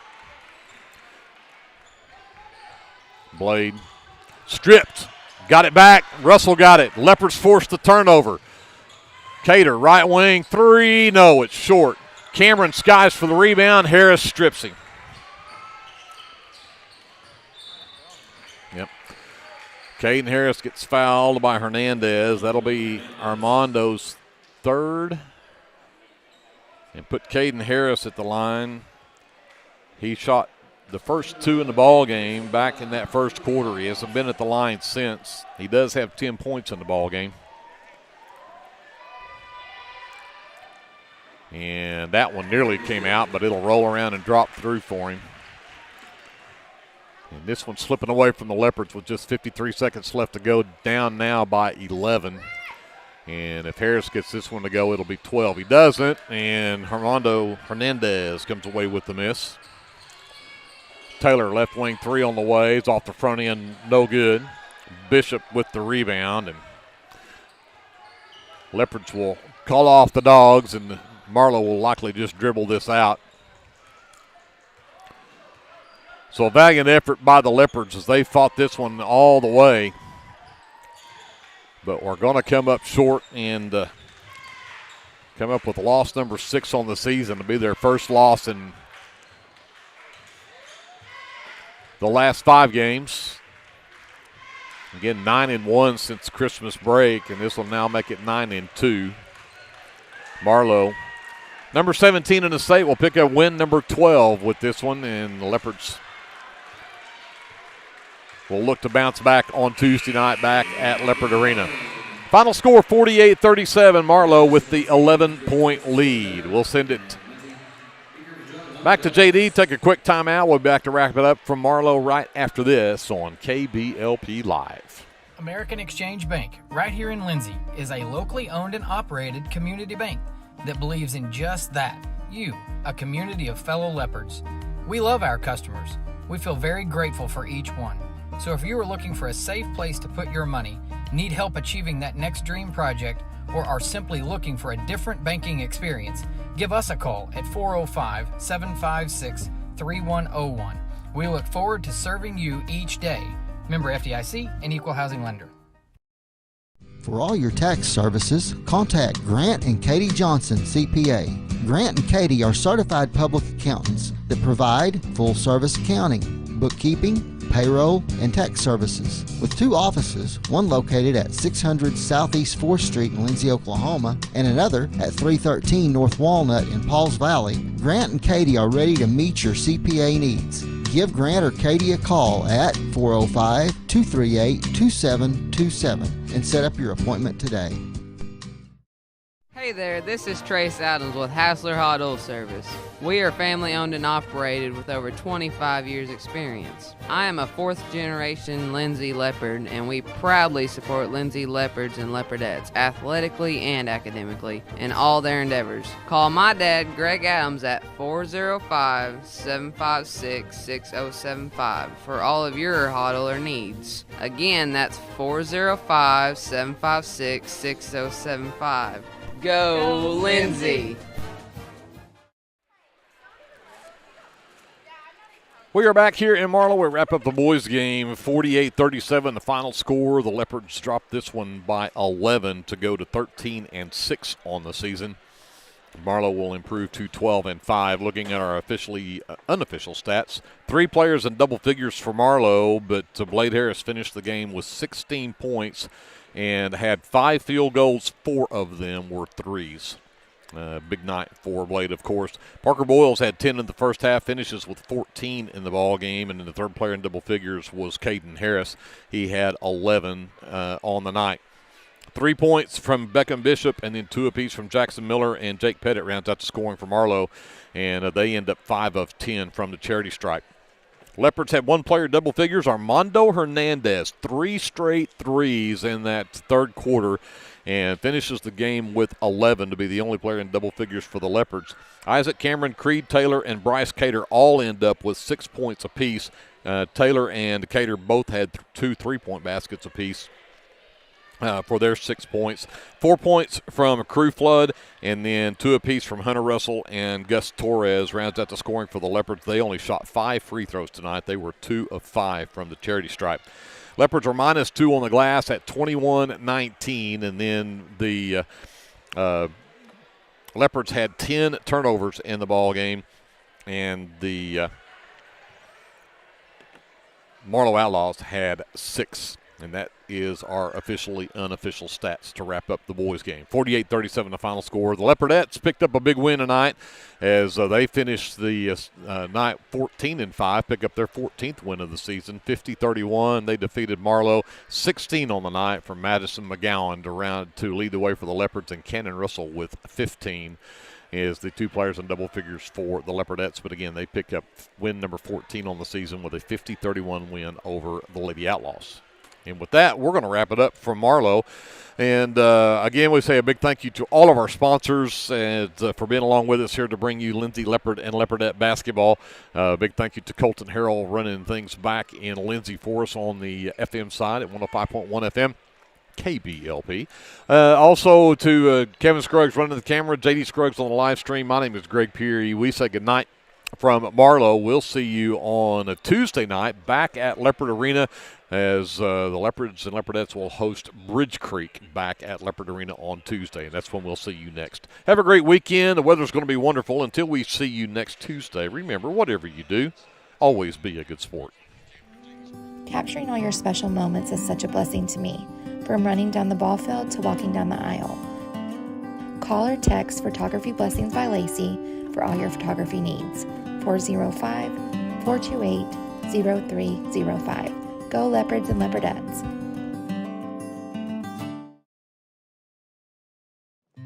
This is Dr. Matt Shelton with Lindsay Family Dentistry. I'm a 1997 graduate of Lindsay High School and have been practicing dentistry in Lindsay since 2006. We welcome you to come by our dental practice so we can help you and your family with all your dental needs. We offer dental services for everyone at every age, from braces to aligners to crowns, bridges, dentures, and implants. Give us a call today at 405-756-4093 or stop by at 102 Southwest 7th Street and let us give you the healthy, beautiful smile you've always dreamed of.